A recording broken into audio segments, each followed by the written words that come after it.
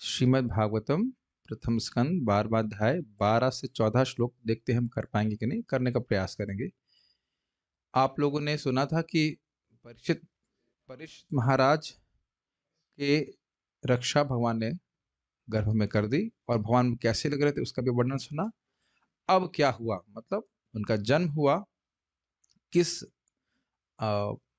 ग्रह नक्षत्र आदि में उसका जन्म उनका जन्म हुआ और किस प्रकार से महोत्सव राजा युधिष्ठिर ने मनाया उसका वर्णन हम सुनने वाले हैं। मेरे पीछे बोलिए। ततः सर्वगुणोदर्के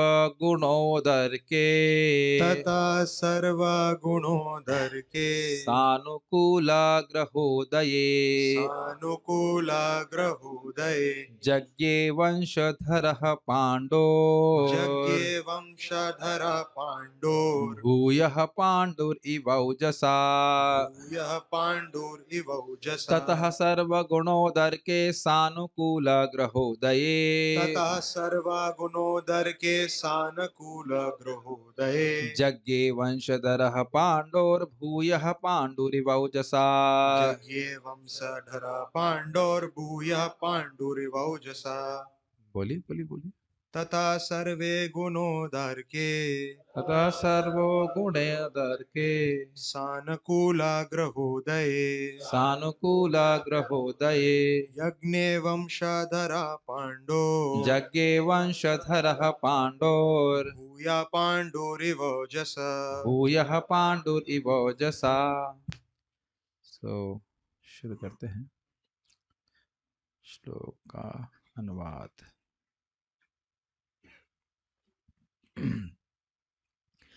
तत्पश्चात जब क्रमशः सारी राशि तथा नक्षत्रों से शुभ लक्षण प्रकट हो आए, तब पांडु के उत्तराधिकारी ने जन्म लिया जो पराक्रम में उन्हीं के समान होगा। हुआ। ये कथा सूत गोस्वामी जी परीक्षित जी के जन्म के बाद बोल रहे हैं, स्वाभाविक सी बात है, तो फ्यूचर टेंस में मत ग्रहण कीजिएगा। हुआ ऐसे ले सकते हैं। ततः मतलब उसके बाद, तो किसके बाद? ये जो परीक्षित महाराज को उन्हीं के गर्भ में बचा लिए जाने के बाद, ततः समझ में आ गया। सर्व सर्व गुणोद अर्के, सर्व गुण का अर्थ है सर्व सुंदर लक्षण, शुभ लक्षण, शुभ चिन्ह सुना है आपने, तो वो प्रदान करना। गुणोद अर्के मतलब उदित था ना, हाँ, विकसित होने पे, यानी कि सारे शुभ लक्षण उपस्थित होने के ऊपर, और सानुकूल ग्रह उदय, अनुकूल ग्रहों के उदय होने के समय। अब उदय होने का मतलब समझना हो जाएगा, ग्रह की सृष्टि नहीं हुई है, ग्रहों का अरेंजमेंट हो गया, उसको ग्रह उदय कहा जा रहा है। सूर्योदय एक अलग चीज है, वह भी ठीक है आप उसमें, लेकिन उस तरह से नहीं लेना होगा, कहना होगा सा अनुकूल ग्रह उदय। आप तो थोड़ा बहुत ज्योतिष तो थोड़ा बहुत सुने होंगे, वो क्या शनि और राहु केतु सूर्य मंगल सब, तो उनका एक अनुकूल अरेंजमेंट का उदित होने पे, अलाइनमेंट कह लीजिए, बोले शुभ अनुकूल अलाइनमेंट। अब देखिए इसके बारे में तो रेवती माता जी बता पाएंगे डिटेल कि राहु भी अनुकूल हो सकता है कि नहीं, हमको नहीं पता। राहु तो अनुकूल कभी होता नहीं है, नहीं होता है। एक मिनट इनको, हाँ ओके, राहु नहीं होता है और केतु भी नहीं होता होगा, मुझे पता नहीं, नहीं होता। आप भी ज्योतिष जानते हैं, मैं नहीं जानता। तो राहु भी नहीं होता है, केतु भी नहीं होता है। योर को host, you can give some expert advice. इसमें बहुत सारा ज्योतिष के बारे में पूछा जाएगा, बताया जाएगा, प्रभुपाद जी बता रहे हैं। तो यानी और सूर्य तो होता है, चंद्रमा भी होता है, ऐसे करके होता है। तो वो कह रहे हैं कि जितने भी ग्रह थे वो उनके अनुकूल हो गया। मान लो राहु केतु भी होंगे तो उनको डिस्टर्ब नहीं कर रहे होंगे, जो भी होता हो, मुझे नहीं पता इसका। तो ये कह रहे हैं कि नहीं, ऐसा हो सकता है कि वह अगर सही प्लेसमेंट हो उनका, राहु और केतु का, तो वह भी अनुकूल हो सकते हैं। अब जो भी हो, हमको जानकारी तो है नहीं इसके बारे में। यहाँ कहने का आशय यह है कि सब कुछ उनके अनुकूल था, ग्रह अनुकूल और अन्य लक्षण भी अनुकूल थे, ऐसे बोल रहा है। उस समय परीक्षित महाराज का जन्म हुआ। तो कह रहे हैं यज्ञ अर्थात वह प्रकट हुए, वंशधरा अर्थात वंशधरा पांडु, पांडु के वंश के रूप में, वंशधर यानी उत्तराधिकारी के रूप में प्रकट हुए। भूयः पांडुर इव, मानो फिर से, भूया का अर्थ होता है पुनः, मानो फिर से पांडु ने जन्म ले लिया हो, इस तरह से। ऐसा क्यों कह रहे हैं ओजसा, ओजसा मतलब सामर्थ्य में, शक्ति में पांडु राजा के बराबर थे। मानो पांडु महाराज ने फिर से जन्म ले लिया। ठीक है? ये कई बार हम लोग बोलते भी हैं, कोई लड़का हो अपने पिता के गुणों के समान हो, शक्ल भी सेम, शक्ल तो सेम होती है मोटी-मोटी, लेकिन गुण वैसे हो तो कहते भी जैसे पिता थे बिल्कुल वैसा ही पुत्र उत्पन्न हो गया। है कि नहीं? तो ये श्लोक समझ में आ गया आप लोगों को? ठीक है।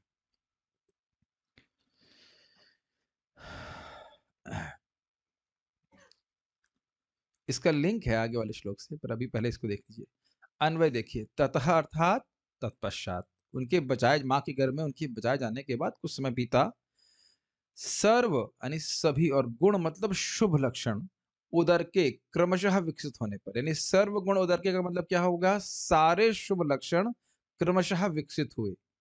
वातावरण में कह लीजिए, या जो भी अब समय अच्छा अच्छा काल के रूप में आया, तो एक बात आपको ग्रहण करनी पड़ेगी, तत्पश्चात का मतलब ये नहीं कि तुरंत ही पैदा हो गए। ऐसा नहीं कि भगवान ने बचाया और तुरंत पैदा हो गए। आप कहेंगे पुरुष 10 माह तो पहले ही हो गया था। अब जो भी हुआ भाई, कोई हमको डिटेल नहीं पता कब पैदा हुआ, पैदा हुए, लेकिन उसके बाद कुछ समय बीता, इसलिए प्रपात कर रहे हैं क्रमशः विकसित होने पर। कुछ समय के बाद अच्छा मतलब समय आया और फिर वह जन्म लिया। और प्रभुपाद उसको बोलेंगे यह कोई व्यक्ति के पर्सनल अरेंजमेंट से नहीं होता है, भगवान के ऐसे अरेंजमेंट होते हैं। तो आप सोचेंगे ना कि हमारे हाथ में सभी रेखाएं इस प्रकार से क्यों हैं, तो वो सब भगवान के अरेंजमेंट से होता है। तो अभी हम पढ़ेंगे तात्पर्य में। स अनुकूल एवं सभी अनुकूल ग्रह उदय, नक्षत्रों के समूह के उदित होने पर, ये समझ गए ना? अब सही सही प्लेसमेंट हो गया, सभी ग्रहों का, वो अनुकूल हो गए।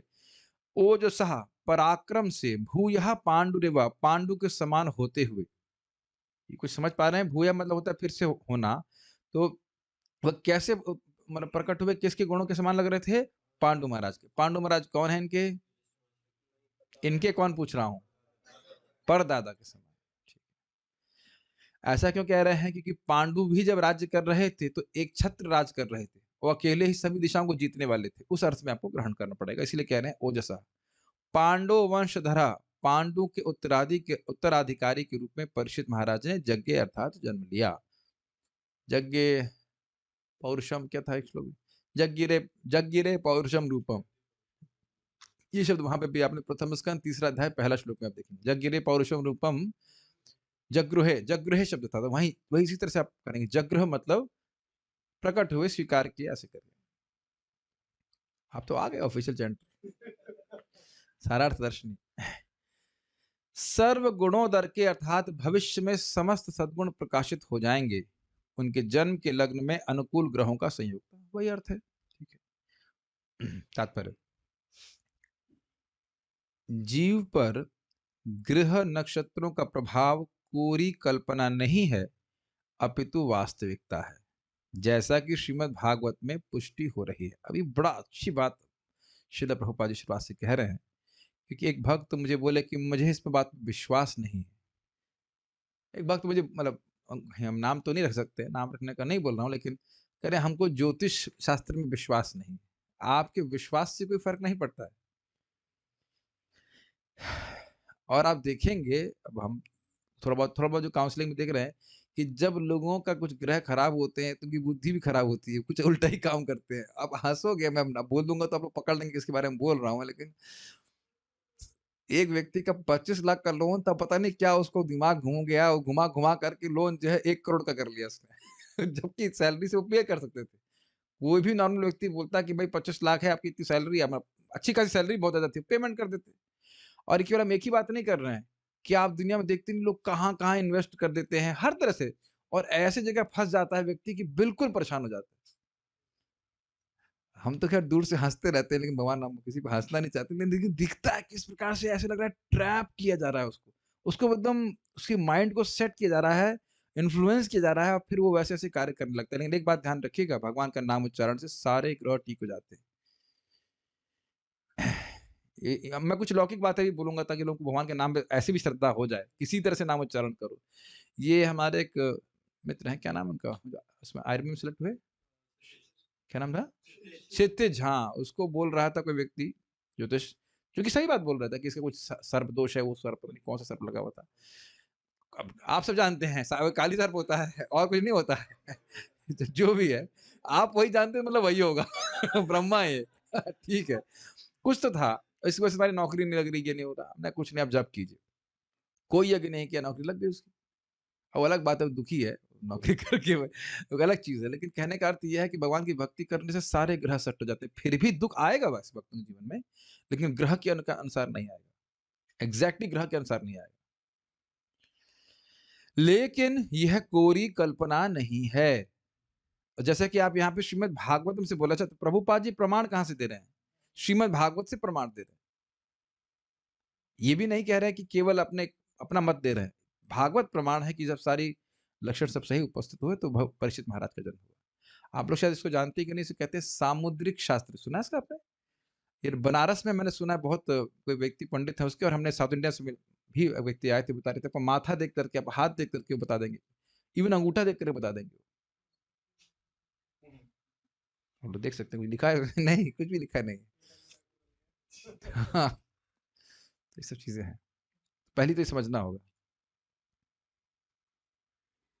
ओके, आगे पढ़ते हैं। प्रत्येक जीव हर क्षण प्रकृति के नियमों द्वारा नियंत्रित होता रहता है, ठीक उसी तरह जिस प्रकार नागरिक राज्य द्वारा नियंत्रित होता है। प्रकृति क्रियमाणानि गुणय कर्माणि सर्वशः अहंकार विगुणात्मा कर्ता हमिति मन्यते। राज्य के नियमों का पालन स्थूल रूप से होता है, लेकिन प्रकृति के नियम हमारी मोटी बुद्धि के लिए सूक्ष्म होने के कारण स्थूल रूप से अनुभव नहीं किए जा सकते हैं।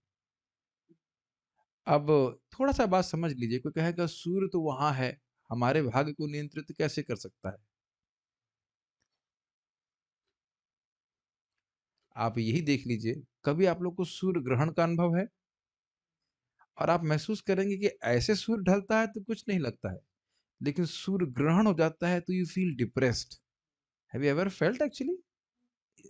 बड़ा अजीब सा लगता है, आप देखेंगे बहुत अनकंफर्टेबल लगता है। दोपहर में सूर्य एकदम से अस्त होने लग जाए, आपको बहुत अजीब सा लगेगा। आपको ऐसा नहीं लगेगा कि शाम हो गई है।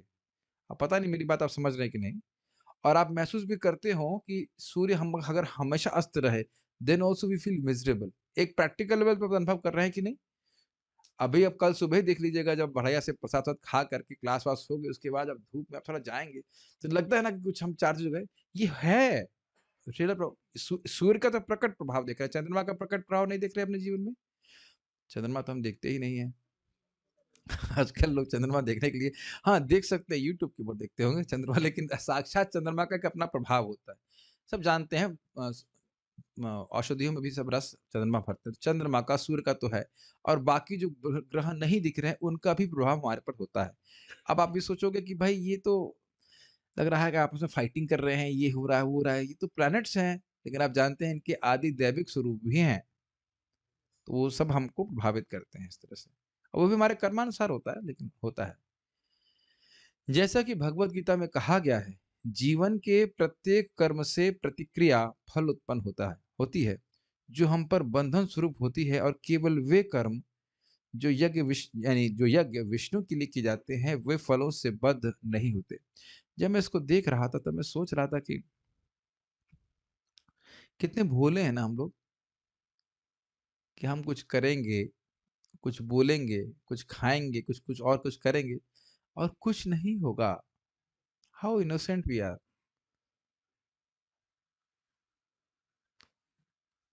मेरी बात समझ में आई मैं क्या कह रहा हूँ? हम सभी लोग, हम सबको मतलब कि यहाँ नहीं जो भक्त बैठे हुए हैं, पूरी दुनिया में सभी मनुष्य इनोसेंटली कुछ बोल रहे हैं, कर रहे हैं, खा रहे हैं, छू रहे हैं, इंद्रियों से कार्य कर रहे हैं, और उनको लगता है कि कुछ होगा नहीं आगे, सब कोई परिणाम नहीं भोगना पड़ेगा। अच्छा या बुरा? अनिष्ट मिष्ट मिश्रम च त्रिविधा कर्म।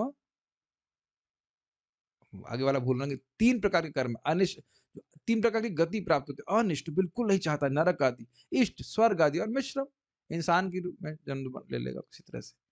ये सब गुणों के द्वारा ही, सॉरी कर्मों के द्वारा ही तो हो रहा है ना। और आप ये भी देख रहे हो ना कि एक छोटे, तथाकथित छोटे कर्म का प्रभाव बहुत बड़ा हो जाता है। जो देखने में बहुत सिंपल सा कर्म लगेगा, अच्छा या बुरा, लेकिन उसका प्रभाव बहुत बड़ा अच्छा या बुरा हो जाएगा। मैं एब्स्ट्रैक्ट बोल रहा हूँ, मेरी बात समझ में आ रही है? कोई गाय काट देगा, मान लो अगर मैंने एक जानवर को तुम्हारा, अरे अब उतने हजार साल तक नरक में भोगना पड़ेगा जितना उसके शरीर पे रोएँ हैं। ये नहीं कह सकते कि चूहा मारना और गाय मारना एक ही बात है। मैं ये भी नहीं कह रहा हूँ कि चूहा मारो, लेकिन चूहा मारना और गाय मारने में बहुत अंतर हो जाएगा कि नहीं? मैं एक एग्ज़ाम्पल दे रहा हूँ। और उसी प्रकार से कोई नामोच्चारण कर रहा है, अनजान में भी तो समझ नहीं पाएगा कि मैं कैसे मुक्त हो जा रहा हूँ। तो यहाँ प्रभुपाद बहुत अच्छी बात बता रहे हैं कि बहुत सतर्क होकर काम करो, जो बोल रहे हो, जो कुछ खा रहे हो और कोई भी कार्य कर रहे हो, क्या वो भगवान के संबंध में है? और नहीं है, तो बंधन लगेगा ही और भगवान की सेवा में लगेंगे तो मुक्त होंगे ही। बहुत बहुत बड़ी आर्ट है ये, बहुत बड़ी आर्ट। मैं आज एक एग्ज़ाम्पल देना चाह रहा था, देखिए मानव जीवन ब्रेक लगाने जैसा है। जो हमारा जन्म-मृत्यु का चक्र है, वो कैसा है, कार की तरह स्पीड में चले जा रहे हैं, चले जा रहे हैं, चले जा रहे हैं। अब वो कितनी तीव्रता से ब्रेक लगाएँ कि अब अगला जन्म ना हो, वह हमारे ऊपर निर्भर करता है। अगर भगवान के लिए कार्य करेंगे, तो मुक्त हो जाएँगे। You don't have to be separately trying for liberation when you act for Krishna. मुक्ति के लिए अलग से कोई प्रयास करने की ज़रूरत नहीं, भगवान की सेवा में नियोजित होइए, मुक्त हो जाएँगे। तो ये प्रभुपाद यहाँ पे समझा रहे हैं। हमारे कर्मों का निर्णय उच्च अधिकारियों अर्थात भगवान के दूतों द्वारा होता है और इस तरह हमें अपने-अपने कर्मों के अनुसार शरीर प्राप्त होते हैं। हुँ। यहाँ पे क्या लिखा है इंग्लिश में, रिप्रेजेंटेटिव लिखा है क्या दूत? हायर अथॉरिटीज़ और उसके आगे? ह हाँ, ये इम्पोर्टेंट है। देखिए अगर यहाँ पे अगर आप सीधे-सीधे हिंदी अर्थ ले लें भगवान के दूत, तो आप क्या सुनेंगे? क्या सुनाई में पड़ रहा है आपको? विष्णुदूत। लेकिन वस्तुतः यहाँ विष्णुदूत की बात नहीं कर रहे, जैसे इंग्लिश में प्रभुपाद लिखे एजेंट्स ऑफ द लॉर्ड। अब कुछ क्लियर हुआ? भगवान के द्वारा इस जगत में नियुक्त अधिकारी, वह भगवान के ही दूत कह सकते हैं, लेकिन अब यमराज जी भगवान के भक्त हैं, लेकिन वो विष्णुदूत नहीं है एग्ज़ैक्टली। वो ऑफ़िशियली मैनेजमेंट की पोस्ट पे यहाँ पे हैं, भगवान के भक्त हैं, लेकिन अब पिटाई भी करवाते हैं वो इंसानों की। विष्णुदूत पिटाई नहीं करवाते किसी की। तो यहाँ भगवान के दूतों का अर्थ समझ लेना चाहिए कि भगवान विष्णु के दूत किसी को कर्म के अनुसार शरीर नहीं प्रदान करवा रहे हैं। ये बात समझ में आ रही है? विष्णुदूत किसी को कर्म के अनुसार नहीं शरीर दिलवाते हैं। वह तो भक्तों को बचाते हैं, भगवान के पास लेके जाते हैं, उनका अलग काम है। यहाँ भगवान के दूत का अर्थ है यमराज और जो अन्य देवी-देवता इत्यादि हैं वो सब। एजेंट लिखा है ना प्रभुपाद जी ने? यस। कर्मणा दैव नेत्रिणा। अब कोई कहे कि हम तो पुनर्जन्म को मानते नहीं, तो बहुत स्ट्रॉन्ग आर्गुमेंट आप यहाँ से बोल सकते हो कि ये बताओ कि तुमने इस जीवन में अपना जॉब चुना, वो भी तुम सोच रहे हो, फिर मान लिया जाए कि आपने जॉब चुना और यह भी आप मान रहे हैं कि आपने पत्नी चुनी, लेकिन माता-पिता को कौन चुनता है? क्या उत्तर है? एटलीस्ट मैं तो नहीं चुन रहा हूँ और ये चुनाव कि हम किस शरीर में पैदा होंगे, यह बताइए कौन कर रहा है? क्या हमारा शरीर होगा, हमारा चेहरा कैसे दिखेगा, हमारी बुद्धि कैसे होगी, इसका निर्णय कौन करता है? और किस आधार पे करता है? तो वहीं से आप समझा सकते हैं कि कर्म का सिद्धांत है, हमारा पिछला जीवन भी रहा है। ठीक है? इस पे भग देवामृत महाराज बड़ा अच्छा रिफ्लेक्शन बता रहे थे, कह रहे थे कि चैतन्य चरितामृत में बारंबार ये कथन भक्तों के मुख से आप सुनेंगे कि मैं ये कार्य कर रहा हूँ, उससे मुझे आगे क्या गति प्राप्त होगी। वो कभी-कभी मजाक में भी करते हैं। अद्वैताचार्य जी कहते हैं, मैंने इस भ्रष्ट सन्यासी नित्यानंद को, अवधूत सन्यासी से क्या वो क्या कहते हैं उसको उच्छिष्ट उनको फेंक देते हैं नित्यानंद प्रभु, पता नहीं मेरी क्या गति होगी। ऐसा करके वो तो खैर मजाक में बोलते हैं, लेकिन कई बार इस प्रकार की बात आई। अब समझ रहे हैं, दे आर वेरी कॉन्शियस कि हम कुछ कार्य कर रहे हैं, इसका आगे क्या प्रभाव पड़ेगा। और दुःख की बात ये है, कलयुग में लोगों की जो विज़न है वो बहुत ऐसा हो गया संकीर्ण, बस यही जीवन है, बस इसके अलावा कुछ भी नहीं, यही स्वर्ग है, यही नरक है। ऐसे आपने बातें सुनी है कि नहीं? लेकिन ऐसा है नहीं। देयर इज़ स्पेशलाइज़्ड स्वर्ग एंड देयर इज़ स्पेशलाइज़्ड नरक ऑल्सो, सबके लिए व्यवस्था है। प्रकृति का नियम इतना सूक्ष्म है कि हमारे शरीर के प्रत्येक अंग पर कि उन्हीं ग्रह नक्षत्रों का प्रभाव पड़ता है और जीव को यह क्रियाशील शरीर इसलिए प्राप्त होता है कि वह ऐसे ग्रह नक्षत्रों के प्रभावों को साध कर अपनी कारागर अवधि को पूरा कर सके। प्रभुपाद जी का तात्पर्य देखिए क्या अब समझ रहे हैं इस बात को, क्या बोल रहे हैं श्रील प्रभुपाद जी, ना अद्भुत है। पहली चीज आपने क्या सीखी यहाँ पे, हमारे एक एक अंग पे ग्रह नक्षत्रों का प्रभाव पड़ता है। आपको पता भी होना चाहिए कि हमारे हाथ इंद्र के द्वारा कंट्रोल्ड होते हैं। बुद्धि किसके द्वारा कंट्रोल होती है? ब्रह्मा जी के द्वारा। अहंकार शिव जी के द्वारा। आँखें सूर्य और चंद्र के द्वारा। पैर भी विष्णु, लेकिन वो विष्णु देवता है, भगवान विष्णु नहीं है। ऐसे करके हर समय कंट्रोल्ड व्यक्ति अपने आप को इंडिपेंडेंट माने तो मूर्ख नहीं कहा जाएगा। इसीलिए भगवान कह रहे हैं क्या था, मिथ्याचार नहीं, विमूढ़ आत्मा, अहंकार। अब मैंने कई बार इसको बोला है कि भाई मैं कुछ बोल रहा हूँ, अब मैं कुछ सोच रहा हूँ और कुछ बोल रहा हूँ, दोनों में अलग-अलग बात हुई कि नहीं? ये कैसे हो रहा है? समझ में आ रहा है ना आप लोगों को? नहीं, नहीं समझ में आ रहा है तो ये भी तो समझ में आ रहा है कि नहीं समझ में आ रहा है। ये कैसे समझ में आ रहा है? कैसे मैं जो कुछ बोल रहा हूँ वह हमारे मन में अर्थ के रूप में प्रकट हो रहा है, ये कुछ समझ में आ रहा है आपको? अक्षत प्रभु, मैं कुछ बोल रहा हूँ और वह अब उसको अर्थ के रूप में ग्रहण कर रहे हैं। कुछ मिस्टेकल नहीं लगता आपको? जादू नहीं लगता? और यह भी नहीं समझ में आया ना कि कैसे बोलते-बोलते इन अर्थों को हम ग्रहण करने लगे बचपन से? When it actually happened? काफ़ी बातें सोचने वाली हैं। और कभी-कभी आप देखिए जो श्लोक मुँह पे चढ़ा रहता है वो एकदम से गायब हो जाता है। जिस व्यक्ति के संग रोज़ रह रहे होते हैं उन्हीं का नाम भूल जाते हैं। ऐसा हुआ है कभी आपके साथ? अरे आपका नाम क्या है? श्रीश हाँ, हाँ जो भी है। एकदम से व्यक्ति भूल जाता है ना, अब बताइए कैसे कंट्रोल नहीं? अच्छा वो देखा है एग्ज़ाम के समय कुछ लिख रहे थे, उसी को बता के और खुद ही भूल गए। तो अब देखिए अगर ये हमारा कुछ प्रॉपर्टी है, बुद्धि या शरीर सब कुछ और अकस्मात व्यक्ति देखिए किसी का हाथ चलना एकदम से हाथ चलना बंद हो जाता है और डॉक्टर कुछ नहीं कर पाता। तो ये सोचना चाहिए कि हम लोग हमारे सब अंग ग्रह और नक्षत्रों के द्वारा हमें प्रभाव पड़ता है अर्थात आदि दैविक रूप में। ये नहीं कि वो सूर्य जो एकदम गोला है उस तरह से उसे एग्ज़ैक्टली वैसे इन्फ्लुएंस कर रहा है। हमको समझ में नहीं आता है लेकिन प्रभाव पड़ता है। कभी आप लोग सोचते नहीं कि भाई ये आदमी ऐसे कैसे बर्ताव कर रहा है? Like this he has to behave with a pure devotee like me. और तो वो तो हिडन बात रहती है लेकिन आप देख रहे हैं ना। और नहीं तो आजकल भी क्या वो शादी से पहले क्या होता है मंगल-मंगल चेक कराते हैं, क्या-क्या करते हैं, मंगलिक लड़की है, ये है, मुझे तो आज तक समझ में नहीं इसकी क्या इक्वेशंस बैठती हैं। लेकिन कुछ ऐसा सब सब सेट करने से नहीं करने से बहुत कठिनाई आ जाती है। क्यों? क्योंकि वो ग्रह उसको अलग तरह से इन्फ्लुएंस करेंगे, इधर वाले ग्रह उसको अलग तरह से करेंगे और आपस में युद्ध होगा। हाँ, और वो गृह में युद्ध होगा। हाँ, धर्म क्या गृह क्षेत्र युद्ध क्षेत्र। संवेता युद्ध सभा हो जाएगा। लोग समझ नहीं पाते इस प्रकार से। पहले ये सब बातें बहुत सेट की जाती थी कि उसका गुण मिल रहा है। अब ये क्या कहना चाहते हैं ग्रह नक्षत्रों के प्रभाव को साध कर, ये बड़ा समझ में नहीं आ रही बात ना। इंग्लिश में क्या लिखे हैं प्रभुपाद इसको? ये कुछ मिस्टिकल सा ये ग्रह नक्षत्रों के प्रभावों को साध कर अपनी कारागार अवधि पूरा कर सके। भाई अगर इसका तात्पर्य इस तरह से है कि भौतिक जीवन व्यक्ति जी रहा है, तो ये जो कारागार की अवधि ये जीवन है, इसको इनके प्रभाव में रह करके काट ले, एक अर्थ समझ में आ रहा है। और इंग्लिश में क्या प्रभुपाद जी बोले हैं? Manipulation of astronomical influence. ये तो हमको समझ में नहीं आ रहा है। क्या प्रभुपाद जी कहना चाहते हैं? अपनी कारागार अवधि को पूरा कर सके। आगे पढ़ते हैं। अतएव मनुष्य का भाग्य उसके जन्म काल के ग्रह नक्षत्रों द्वारा निर्धारित होता है और विद्वान ज्योतिषी उसकी तथ्यपरक कुंडली तैयार करता है। ठीक है? ये एक महान विज्ञान है किंतु यदि इसका दुरुपयोग होता है तो उससे यह निरर्थक नहीं बन जाता। बहुत सुंदर, इसी में तो हाइलाइट किया था बात। कोई ज्ञान है, अब उसका दुरुपयोग कैसे कर रहे हैं? मान लो मैं ज्योतिषी हूँ और हमारे मोटे असामी, क्या नाम है आपका? रामकृष्ण प्रभु आते हैं।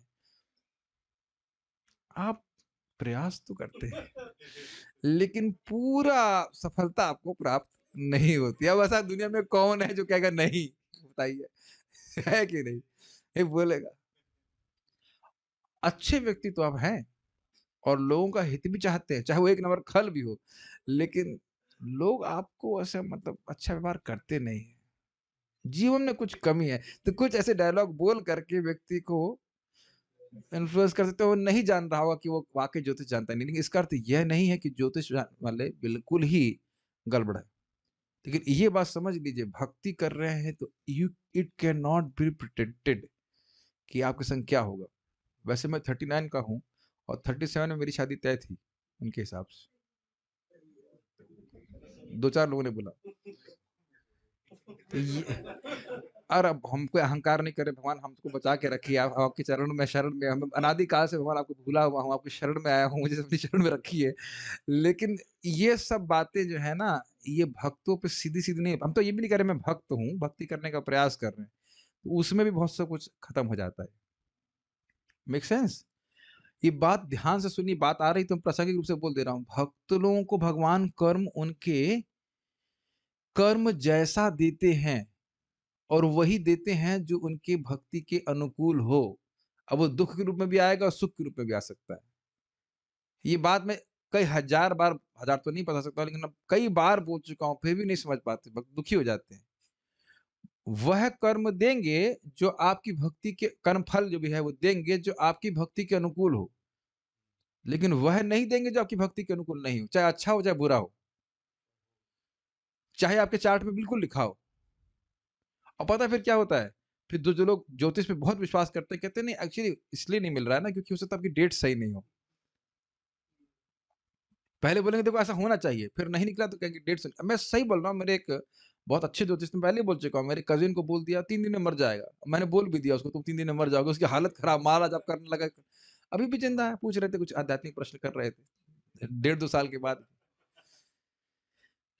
तो ये एक बात समझने वाली ये भी होगी कि ठीक है, ये सिद्धांत बिल्कुल पक्का है, लेकिन ऐसा नहीं कि एग्ज़ैक्टली ऐसा हो। श्रील भक्ति सिद्धांत सरस्वती ठाकुर जी बहुत महान ज्योतिष थे और वो बोले कृष्णा चीटेड मी। उनके चार्ट के अनुसार उनको विदेश जाकर प्रचार करना चाहिए, लेकिन कृष्ण उनको पहले ही वापस बुला ली भगवान ने। कर्माणि निर्दहत किंतु च भक्ति भाजाम। उसके बाद रूप गोस्वामी क्या बोल रहे हैं? यद ब्रह्म साक्षाद कृति निष्ठयापि विनाशमायाति विना न भोगै अपैति नाम स्फुरणे न तत्ते प्रारब्ध कर्मेति विरौति वेदः। कि कोई व्यक्ति ब्रह्म में, निर्विशेष ब्रह्म में एक निष्ठ तैल धारावत, समझते हैं एकदम तेल की धारा एकदम एक निष्ठ ध्यान कर रहा है, फिर भी प्रारब्ध कर्म भोगने पड़ते हैं। लेकिन अगर मुख से क्या निकला, हरे कृष्णा हरे कृष्णा कृष्णा कृष्णा हरे हरे, हरे राम राम राम हरे हरे, तो प्रारब्ध कर्मोति विरौति वेदा, सारे वेद कहने की प्रारब्ध कर्म नष्ट हो जाते हैं। तो कहेंगे शरीर कैसे चल रहा है? वो तो भगवान कुछ समय के लिए चलाते हैं अपनी योजना के अनुसार। तो यहाँ पे प्रसंगवश मैं बोल दे रहा हूँ कि ज्योतिष की अप्रासंगिकता नहीं है, अप्रासंगिकता नहीं है बोल रहा हूँ, मतलब प्रासंगिक है, सही विज्ञान है, धोखा देने वाले लोग हैं, लेकिन इसका मतलब ये नहीं है कि वो विज्ञान गलत है एक, और दूसरा बात यह भी नहीं है कि भक्ति बिल्कुल यथावत घटित हो। लेकिन अब आप लोग के मन में एक संशय आएगा कि भाई यहाँ जो परीक्षित महाराज के बारे में बोल रहे हैं वो तो हम देख रहे हैं घटित हो रहा है, तो बताइए ऐसी कौन सी घटना है परीक्षित महाराज की जो भक्ति के अनुकूल ना हो? अभी यहाँ पे नहीं, मतलब यहाँ का मतलब है इस अध्याय में आगे वर्णन करेंगे कि इनका ये पूरे विश्व में राज्य करेंगे, इनको शाप मिलेगा इत्यादि। लेकिन ऐसी कौन-सी घटना है जो इनकी भक्ति भक्ति के अनुकूल ना हो? तो भगवान चला रहे हैं उस तरफ से। एक महाराज जी हैं, उनके बारे में दूसरे महाराज बता रहे थे, तब कह रहे थे कि एक बहुत बड़े ज्योतिष उनको बोले कि 3 महीने में तुम अपनी मिठाई, शादी की मिठाई मुझे लेके खिलाओगे ही। जब वो ब्रह्मचारी थे, तो इतना इतने कन्विंस से बोले कि 3 महीने में तुम शादी की मिठाई ज़रूर खिलाओगे। अब वो तो कुछ नहीं हुआ, तो ब्रह्मचारी रह गए, बढ़िया ब्रह्मचारी है, तो सन्यास भी ले लिया उन्होंने। तो मिठाई कहाँ गई, रास्ते में गोल हो गई ना। तो अहंकार नहीं कर रहे हैं, अहंकार नहीं कर रहे हैं, भगवान रक्षा करते हैं, जो हमारे लिए अनुकूल होता है वो भक्ति के लिए रखते हैं। दुख भी आ सकता है, दुख भी आएगा, दुख तो आता ही है, लेकिन वो जो कुछ भी दुख हो सुख हो भगवान की कृपा से जीवन में आता है भक्त, ठीक है। महाराज परीक्षित, या कि भगवान भी किसी शुभ नक्षत्र राशि में प्रकट होते हैं और इस शुभ क्षण में जन्म लेने वाले शरीर पर इन नक्षत्रों का प्रभाव पड़ता है। तो अब एक बात ये आ जाएगी, तो क्या भगवान के ऊपर पड़ता है?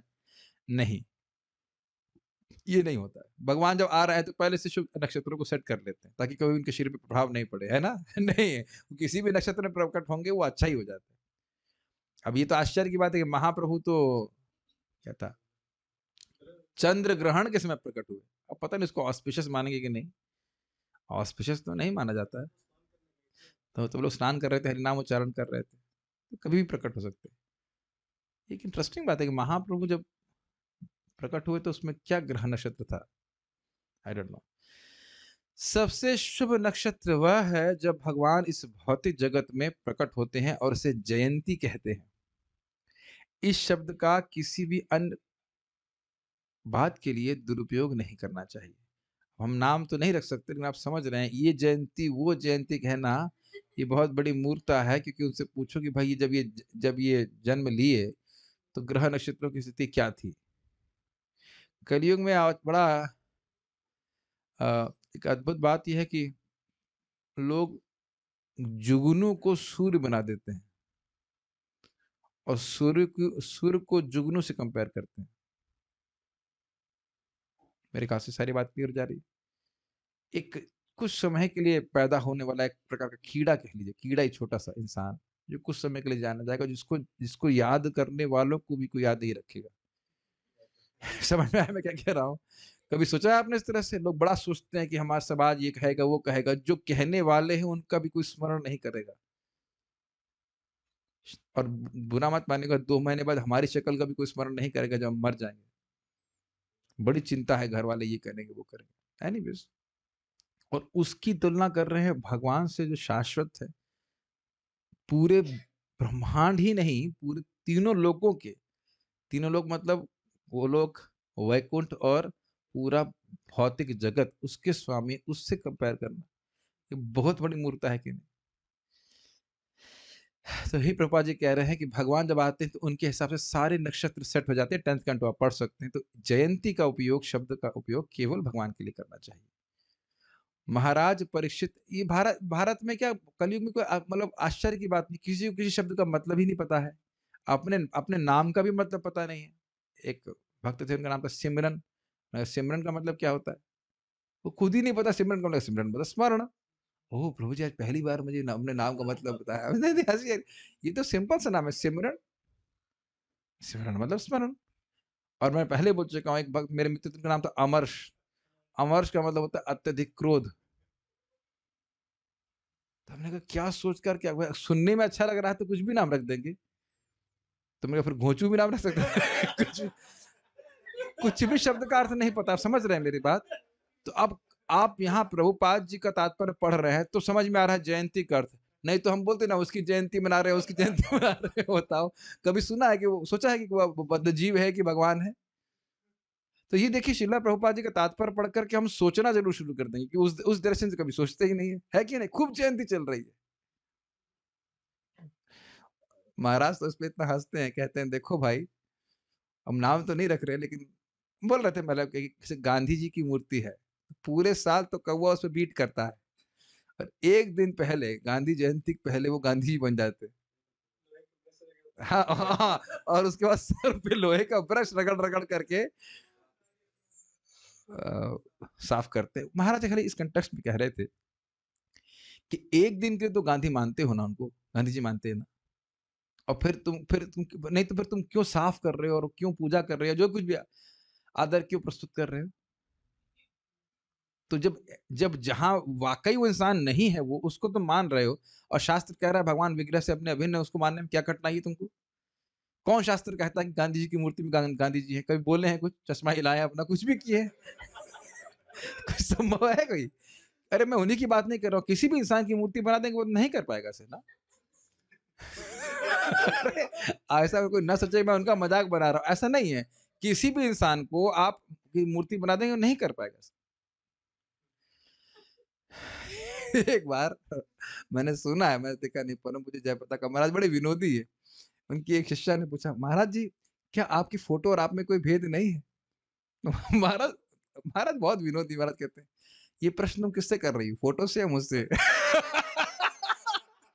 अब जो भी हो भाई, अब ठीक है, फ़ोटो के द्वारा भी हम करते हैं, लेकिन फिर भी व्यक्ति को तो आप उसको मतलब डिस्प्लेस नहीं कर सकते ना। गुरु महाराज सामने बैठे हैं, महाराज का विनोद बड़ा सुंदर है। कहते, "तुम प्रश्न किससे कर रही हो? मुझसे या फ़ोटो से?" वो ठीक है, वो है, लेकिन सामने रहने का भी एक प्रभाव है, तो आप उसको सेवा को तो आप नहीं काट सकते। तो खैर हम बात इसलिए ये सब बातें क्यों आ गई? कहने का अर्थ है कि जो भगवान के गुण हैं, वह किसी भौतिक व्यक्ति पे आप आरोपित नहीं कर सकते। महाराज परीक्षित केवल एक महान क्षत्रिय सम्राट ही न थे, अपितु महान भगवत भक्त भी थे। अतएव वे किसी भी अशुभ लक्षण में जन्म नहीं ले सकते थे। श्रील प्रभुपाद जी नंदोत्सव वाले दिन जन्म लिए थे। और आप प्राय देखेंगे बहुत सारे आचार्यगण इस प्रकार से बड़े शुभ ऑस्पिशियस दिनों में, उनका शरीर भी ऑस्पिशियस दिन में छूटता है।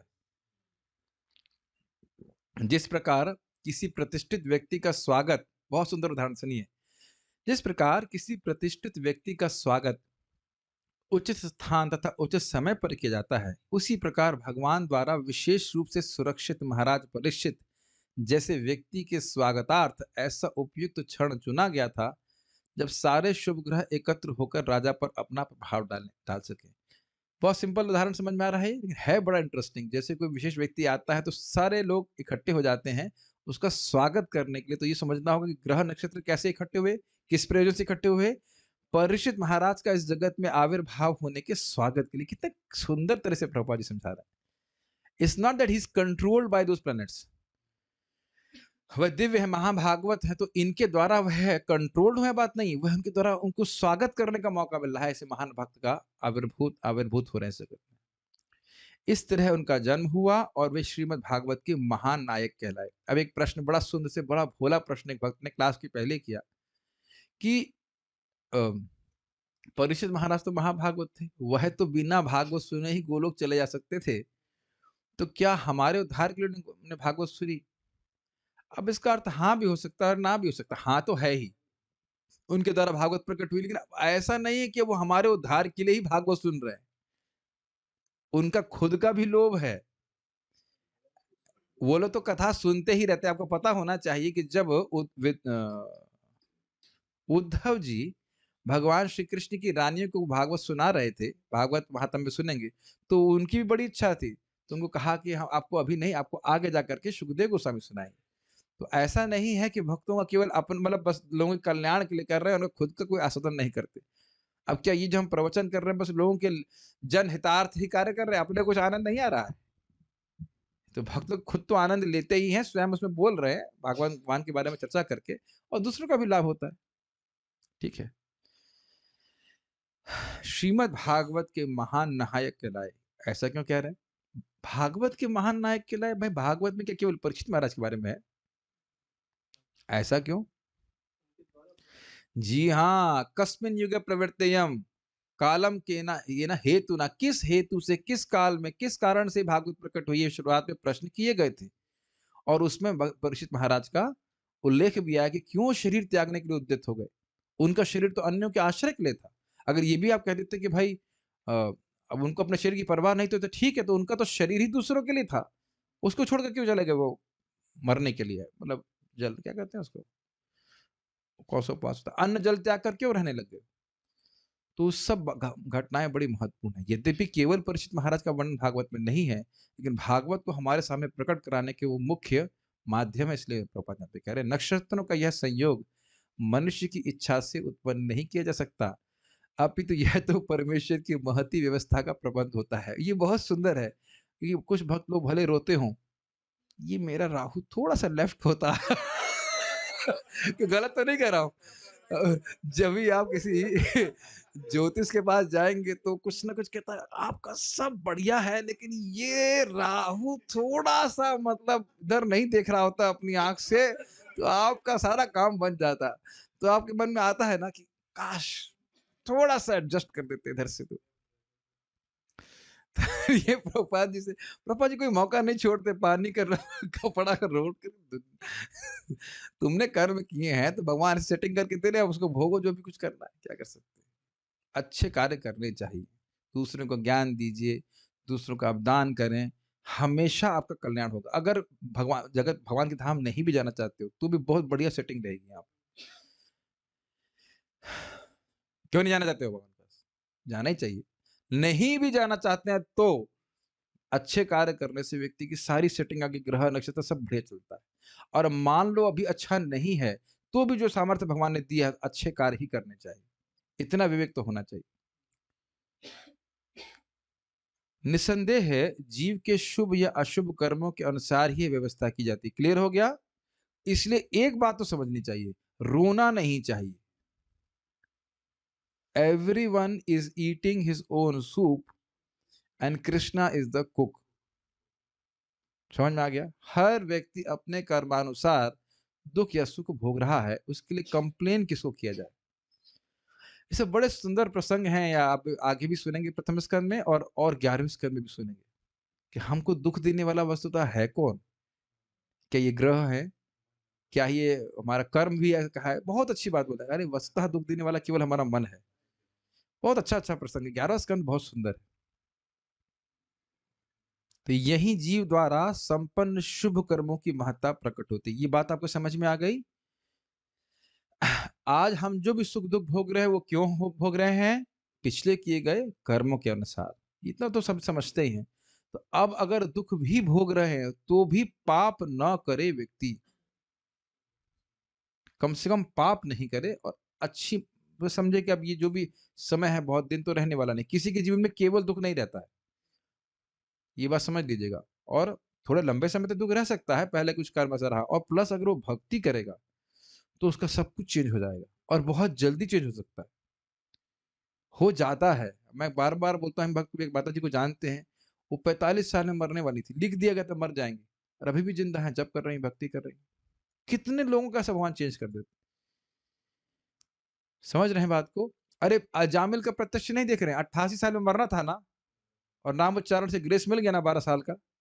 ये तो कोई दृष्ट विषय है ना, शास्त्र की दृष्टि से।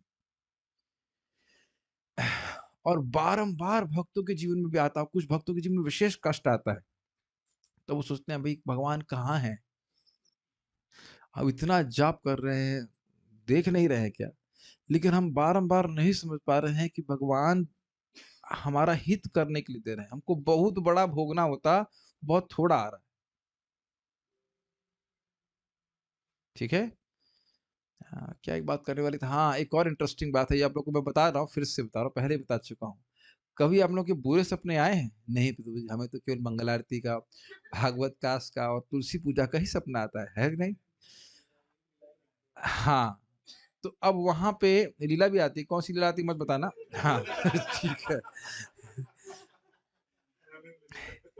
तो अब वहाँ पे प्रभुपाद जी समझाते हैं चौथा स्कंद में कि जो दुःख या सुख जो कुछ भी है, जो भोग भी आपको अगले जन्म में ग्रहण करने होते, समझ रहे हैं मेरी बात? जिन वासना, जिन कर्मों के कारण आपको अगला जन्म भोगना पड़ता, वो भगवान स्वप्न में भुगवा करके अगला जन्म खारिज करवा दे रहे हैं। How much merciful Krishna is! मैं पहले भी बता चुका हूँ इस बात को। इसीलिए भागवत पढ़नी चाहिए। देखिए, आज मैं एक सुबह भक्त को बता रहा था, सुनिए, सुनिए क्योंकि देखिए जब भक्त के जीवन में भी कठिनाई आएगी, इसी आसन से महाराज बोल रहे थे कि दुःख और दुःख सबके जीवन में आता है। शास्त्र सुनते रहेंगे ना तो मन दुःख में भी स्थिर रहेगा। ये बहुत मैं फिर से रिपीट कर रहा हूँ, सुनिए इस बात को। शास्त्र श्रवण करते रहेंगे तो दुःख में भी मन स्थिर रहेगा, भगवान की भक्ति से डिगेगा नहीं। थोड़ा बहुत ज़रा कुछ कष्ट आएगा तो व्यक्ति उससे हट जाता है और भगवान के हाथ को, भगवान के अरेंजमेंट को अपने जीवन में नहीं देख पाता। ठीक है? एक छोटा-सा एग्ज़ाम्पल आप समझ लीजिए, नारद जी की, प्यारे बच्चे की, इनोसेंट बच्चे की 5 साल की माँ मर गई। कोई देखने वाला नहीं रहा। क्या वो दुखी थे? क्यों दुखी नहीं थे? क्योंकि भगवान के बारे में प्रचुर मात्रा में सुने थे और उनको स्मरण था कि भगवान अपने भक्तों को कभी गलत नहीं कर सकते। मेरी बात समझ रहे हैं? बहुत ज़्यादा इम्पोर्टेंट है ये श्रवण का प्रोसेस। एक इस बात याद आ ही रही है, जीव गोस्वामी जी कहते हैं ये श्रवण कीर्तन में श्रवण को पहले क्यों रखा? ने कहा कि जब तक कोई व्यक्ति श्रवण करेगा नहीं, अन्य अंगों की महत्व समझ में आएगा। इहा होइते सर्व सिद्धि होइबे तिहार। तुम्हारी इससे द्वारा सारी सिद्धि हो जाएगी। तो ये सुनना होगा तब तो आपको नाम जप में श्रद्धा होगी। और ये भी मत सोचिएगा कि श्रद्धा अपने आप बढ़ जाती है। रोज कुछ हिलती-डुलती रहती है गुणों के प्रभाव के अनुसार। नहीं महसूस करते? माया कांस्टेंट लगती है। इससे ही हो जाएगा बस, केवल हरे कृष्ण से हो जाएगा। ये सब आप लोग अगर आप लोगों को थोड़ा सा डील कीजिए तो समझ में आता है कि डे टू डे बेसिस में कैसे ऊपर-नीचे होती रहती है। सभी लोग रोज टारगेट कर रहे हैं कि मंगल आरती जाना ही है, कुछ भी हो जाए और जप करना ही है। सभी लोग हमारे ग्रुप में ऐसे ही हैं क्या? पकड़े हुए हैं महामंत्र को? बहुत से लोग हैं और बहुत से लोग नहीं। कारण क्या है बताइए? श्रद्धा का वो ऊपर-नीचे डाउन होना। तो ये होगी टेकिए कि भागवत के द्वारा। अरे आप लोग भक्ति संदर्भ पढ़ेंगे तो आपको समझ में आएगा क्या गुणगान किया गया भागवत का और भगवान की भक्ति के प्रोसेस का, स्पेशली श्रवण का। बहुत इम्पोर्टेंट है। एनीवेज, तो यहाँ पे शुभ कर्मों की महत्ता प्रकट होती है। क्या अर्थ हुआ बताइए इसका? कि शुभ कर्म तो कम, बुरे कर्म बिल्कुल नहीं करने चाहिए, अच्छे कर्म करने चाहिए ताकि कम से कम अच्छा भविष्य का निर्माण हो। और सबसे अच्छा तो है भगवान की सेवा करो तो दोबारा जन्म ही नहीं हो।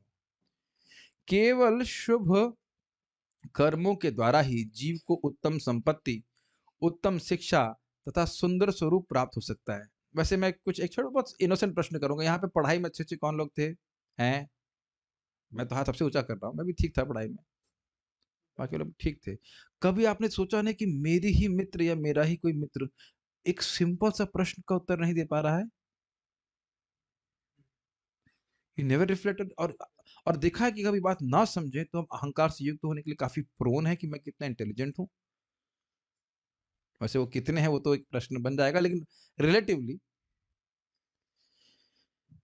कभी नहीं सोचते ना कि हमें खाने में खाली ये हमारे खाने में ये प्रॉब्लम है कि ये नहीं खाना है और वो खाना है। कभी-कभी किसी लोग संग ये स्थिति कि खाने को भी नहीं मिलता है। बहुत आश्चर्य होता है। अब बहुत सारी बातें बोलूँगा तो किसी का मतलब पर्सनल लाइफ आ जाएगी। मैं नहीं बोलना चाह रहा हूँ, लेकिन एक बात ज़रूर बोलूँगा। मैं एक बार कहाँ था? इधर हरियाणा में कहीं तो प्रीचिंग करने गए थे, नाम हाँ से कुछ हिसार। हिसार में जो कार्यक्रम करने गए, एक रिक्शा वाला बाद में आया। ऐसे ही वो मंदिर के बाहर जा रहा था, वो आ गया हमारा कार्यक्रम सुनने के लिए, कथा सुनने के लिए। तो बाद में उसको मुझसे माला भी लिया मुझसे जप करने के लिए। तो बता रहा था कि उसे किसी किसी ने बताया कि तुम पिछले जन्म में चांडाल थे, तो अब इस जन्म में तुम अब ऐसे रिक्शे वाले बने हो। तुम्हारा इस प्रकार दुर्भाग्य कि दिन में भी काम करना है, रात में भी काम करना है, 2 वक़्त की रोटी के लिए। तब मैं सोचा था देखो बुरा कर्म या कितना नुकसान करता है। लेकिन इतना मैं इम्प्रेस हुआ, उसने मुझसे माला ली ₹50 देकर के। मैं बोला तुम फ्री ले लो। कहता है नहीं, नहीं, नहीं हम फ्री कैसे ले सकते? कितना वेरी इंस्पायरिंग फॉर मी। निश्चित वो जब किया होगा या कुछ तो किया होगा, पता नहीं आगे वो करेगा कि नहीं करेगा, दोबारा मिल नहीं पाया। लेकिन कैसे देखो कैसे कैसे कृपा महाप्रभु की किसी को मिल सकती है। भाई इस जन्म में भले वो कुछ हो या नहीं, हम नहीं जानते क्या होगा, लेकिन निश्चित आगे का जन्म उसका बहुत अच्छा हो जाएगा। हो सकता है मुक्त भी हो जाए, वी डोंट नो। ये समझ में आया? जो भी हमें इस समय भौतिक संपन्नता प्राप्त हो रही है, वो पहले के किए कर्मों के अनुसार है। उसको भोग में तो ना लगाए कम से कम। एक बात, और दूसरा अहंकार नहीं करे, वो कभी भी छीना जा सकता है हमसे। मेरे को अनुभव है कि भाई थोड़ी बुद्धि हमारी चलती है। ये तो नहीं कहना ज़्यादा चलती है, लेकिन जब वो कोरोना हो गया था, एकदम डिसरप्ट हो गया, तो मैं इन सब बातों को भी समझ नहीं पा रहा था। गीता का कोई कुछ नहीं कर पा रहा था। It's very frightening. इंटेलिजेंस से हम लोग बहुत आसक्त रहते हैं, और वो डिसरप्ट हो जाए तो बताइए, it is just very frightening. Never think that we are independent. कभी नहीं सोचना कि हम इंडिपेंडेंट, बिल्कुल नहीं। कभी भी सारा कुछ छीना जा सकता है, सब कुछ, एवरीथिंग। और अहंकार का तो कोई प्रयोजन ही नहीं है। जो कुछ भी हम कर पा रहे हैं बस सब पूरी तरह भगवान पे आश्रित होकर कर पा रहे हैं। मैं एक बार और बता रहा था, तो कई बार ऐसी घटनाएं हुई है, बड़ी विनोदपूर्ण भी है। मैं मैं बता चुका हूँ, इंडोनेशिया में गया था, जहाँ रुके थे, बहुत फर्स्ट क्लास स्थान था। सुबह उठा, ब्रश करने की जगह शेविंग क्रीम उस पे लगाने लगा। ऑलमोस्ट लगाने वाला था, मैंने कहा, फिर एकदम से कोई बोला क्या कर रहे हो ये? मैंने कहा मैं क्या कर रहा हूँ? जस्ट तब दिखाई पड़ता है कि हम शेविंग करने के लिए, ब्रश करने के लिए, सब कुछ करने के लिए भगवान पे पूरी तरह से आश्रित हैं। अहंकार का कोई स्थान नहीं है। भाई ये तो अपने जीवन में ऐसी-ऐसी घटना होती है कि बहुत अद्भुत। कभी आप लोगों के संग ऐसा हुआ है कि आप एकदम से टर्न कर गए और आपका एक्सीडेंट बच गया है? It happened. बहुत बार होता है कि नहीं? पूरी तरह कंट्रोल्ड है। This is amazing. मैं एग्ज़ाम्पल और आपको देना चाहता हूँ इस संबंध में। हमारे ड्राइवर साहब बता रहे थे, वो लौट के आ रहे थे इधर से अलीगढ़ से, और एक बत्ती जल रही थी सामने से, और वो प्रैक्टिकली लेकिन हाँ, नींद आधी नींद में थे, ऐसे कुछ। वो अंदर से कोई बोला, "ये ट्रक आ रहा है", और लेफ्ट से ने ले लिया, नहीं तो उस दिन खत्म हो जाता वो। सत्येंद्र बता रहा था। कौन था वो? भगवान कृष्ण थे। मैं सोच रहा था कि आप देखो कितने वैष्णव की सेवा की हो, इसीलिए जान बच गई। तो ये लगातार भगवान ज्ञान दे रहे हैं इस प्रकार से। नक्षत्रों के शुभ प्रभाव, मैं हर चीज़ में खाली ये बोलना चाह रहा हूँ, ये सारे एग्ज़ाम्पल्स है कि हर मोमेंट पे हम लोग कंट्रोल्ड हैं। कभी नहीं सोचना कि हम कंट्रोल, कभी नहीं सोचना कि 16 माला आप अपने सामर्थ्य से कर रहे हो, कभी नहीं सोचना, महामूर्ख हो जाएँगे हम अगर सोचेंगे। हर दिन सोचना चाहिए 16 माला हो पा रही है, मंगल आरती आ पा रहे हैं, कुछ कर पा रहे हैं, ये सब भगवान की विशेष कृपा है तब हो पा रहा है। तो प्रेरणा ही ना दे तो माला भी नहीं उठाएँगे हम, गले में टंगी रहेगी। हाथ गरम करने के लिए रखेंगे उसको। या फिर जैसे भारत में प्राय आर्मी के जवान ऐसे गन लेके खड़े रहते हैं, वो तो चला तो सकते नहीं, वो सब ऐसे खड़े रहेंगे, जप नहीं करेंगे। Nothing against them, obviously they can't shoot out of no reason. लेकिन है कि नहीं? नक्षत्रों के शुभ प्रभावों के लिए समुचित वातावरण तैयार करने में सनातन धर्म, मनुष्य का शाश्वत कर्तव्य, संप्रदाय के संस्कार अत्यंत उपयुक्त सिद्ध होते हैं। ये बड़ा सुंदर बात है। आप ये बताइए कि आप लोग अभी समझे इस बात को, आगे जाके नक्षत्रों की सेटिंग सब कुछ अच्छी हो उस व्यक्ति के लिए, किस धर्म सिखा रहा है? कोई कंसेप्ट ही नहीं है, कोई कंसेप्ट ही नहीं है कि आप ये कर्म करो ताकि आपका विशेष आगे व्यवस्था हो। कुछ कंसेप्ट नहीं है, कुछ क्लियर, किसी को कुछ नहीं पता। इसीलिए तो बहुत सारे जो क्रिश्चियन धर्म को मानने वाले लोग हैं वो इस्कॉन में आ जाते हैं, क्योंकि उनके पास उनको प्रश्न का उत्तर ही नहीं मिल रहा है। कर्म का सिद्धांत क्या है, मैं दुख क्यों भोग रहा हूँ, वो व्यक्ति सुख क्यों भोग रहा है, इत्यादि इत्यादि। कोई उसका उत्तर नहीं दे पाते। वो चुप चुप चुप, कोई से बात नहीं प्रश्न किया जाता, ऐसा करके टाल देते हैं। हमें सनक प्रभु बता रहे थे, उनके प्रश्न का कोई उत्तर नहीं था, फिलोसफिकल प्रश्न का, जीवन का उद्देश्य क्या है, भगवान कौन है, कुछ नहीं पता।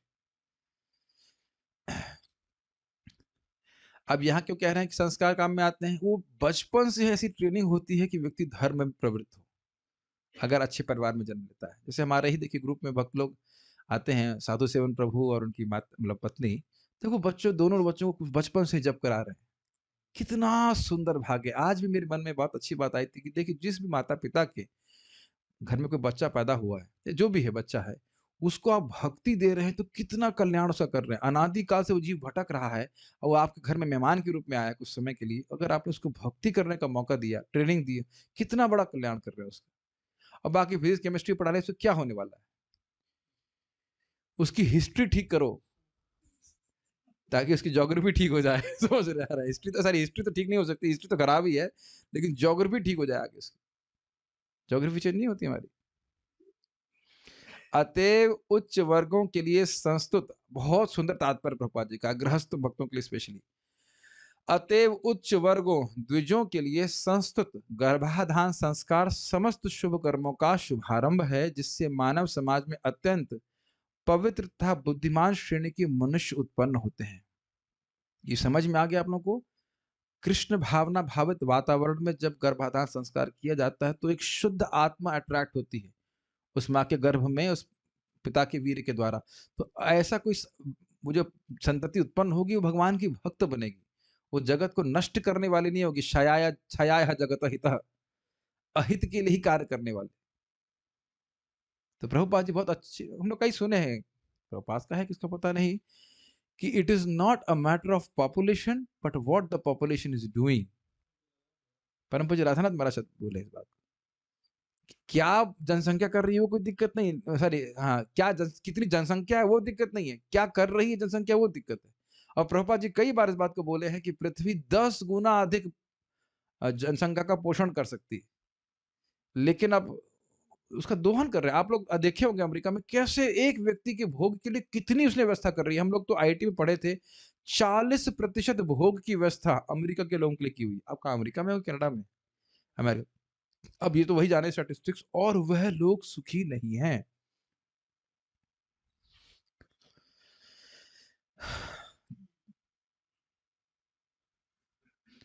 बुद्धिमान श्रेणी के मनुष्य उत्पन्न होते हैं जो, अमेजिंग है, अत्यंत पवित्र तथा बुद्धिमान। प्रभुपाद शब्दों को बहुत सटीक तरह से रख रहे हैं। बुद्धिमान कोई हो सकता है, लेकिन अर्थ यह नहीं कि वो पवित्र हो। समझ में आया? पवित्र व्यक्ति भगवान की तरफ उन्मुख होगा, ये कहने का अर्थ। उत्तम तथा योग्य जनता के द्वारा ही विश्व में शांति तथा समृद्धि आएगी। अवांछित तथा विषय भोग में लिप्त रहने वाली अयोग्य प्रजा से अशांति फैलेगी और यह संसार नरक बना रहेगा। बहुत अच्छी बात प्रभुपाद जी यहाँ पे सब कह रहे हैं। सो मेरे ख्याल से पढ़ने से समझ में आ ही गई होंगी बातें, लेकिन एक आप प्रैक्टिकल उदाहरण देख ही सकते हैं। जो भी आजकल रिसर्च हो रही है, जिसको भी हम लोग अच्छा मान रहे हैं, एक भी चीज से कुछ अच्छा निकल रहा है। हर चीज का कुछ ना कुछ दुष्परिणाम होता है और व्यक्ति समझ नहीं पाता कि इस दुष्परिणाम को हम कैसे मैनेज करें। Is it not?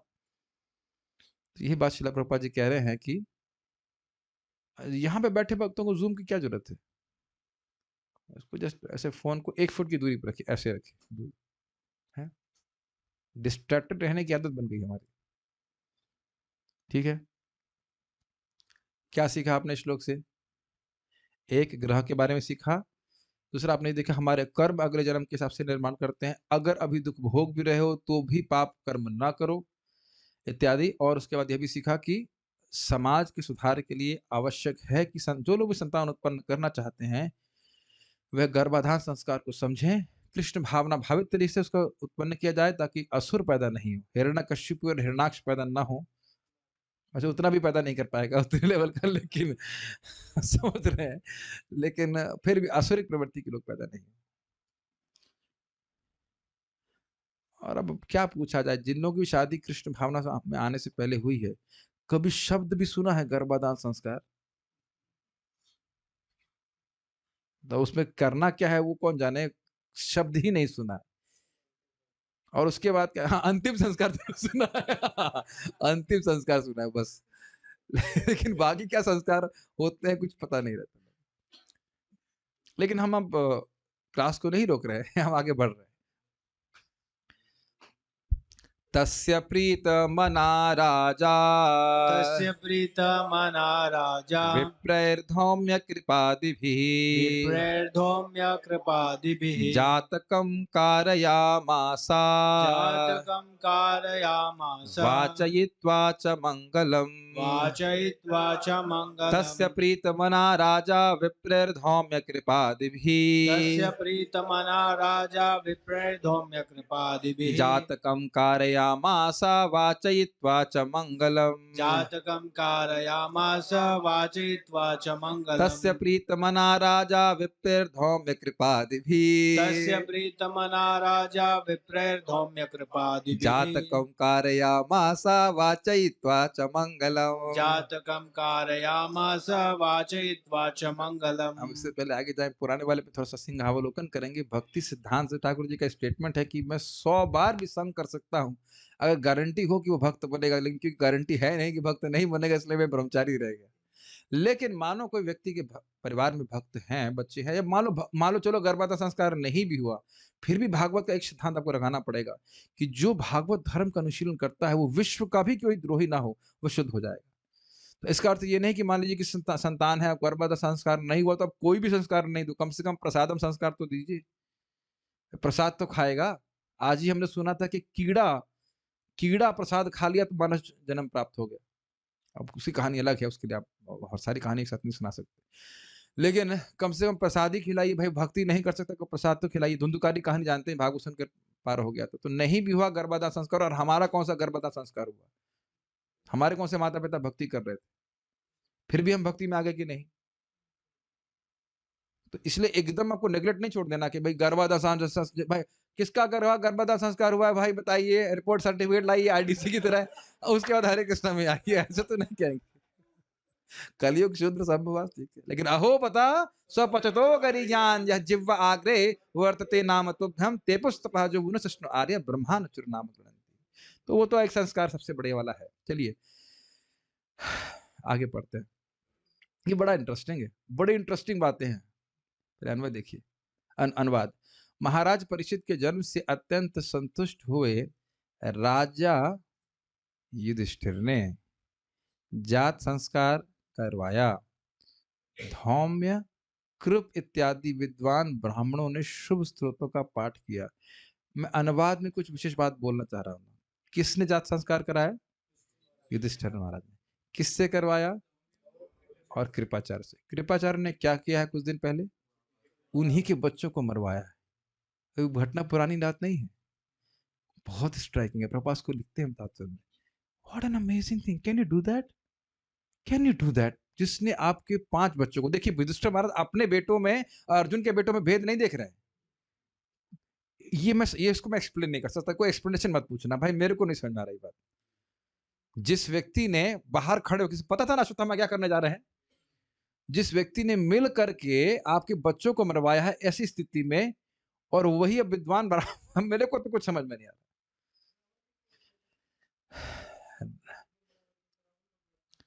मुझे रावण भाई वो सब मुझे पता नहीं, थोड़ा सा भावुकता में तो आई है यहाँ पे। और ये भी कोई पुरानी घटना तो नहीं है, फ्यू मंथ्स की बात होगी ना, कुछ महीनों पहले की बात होगी।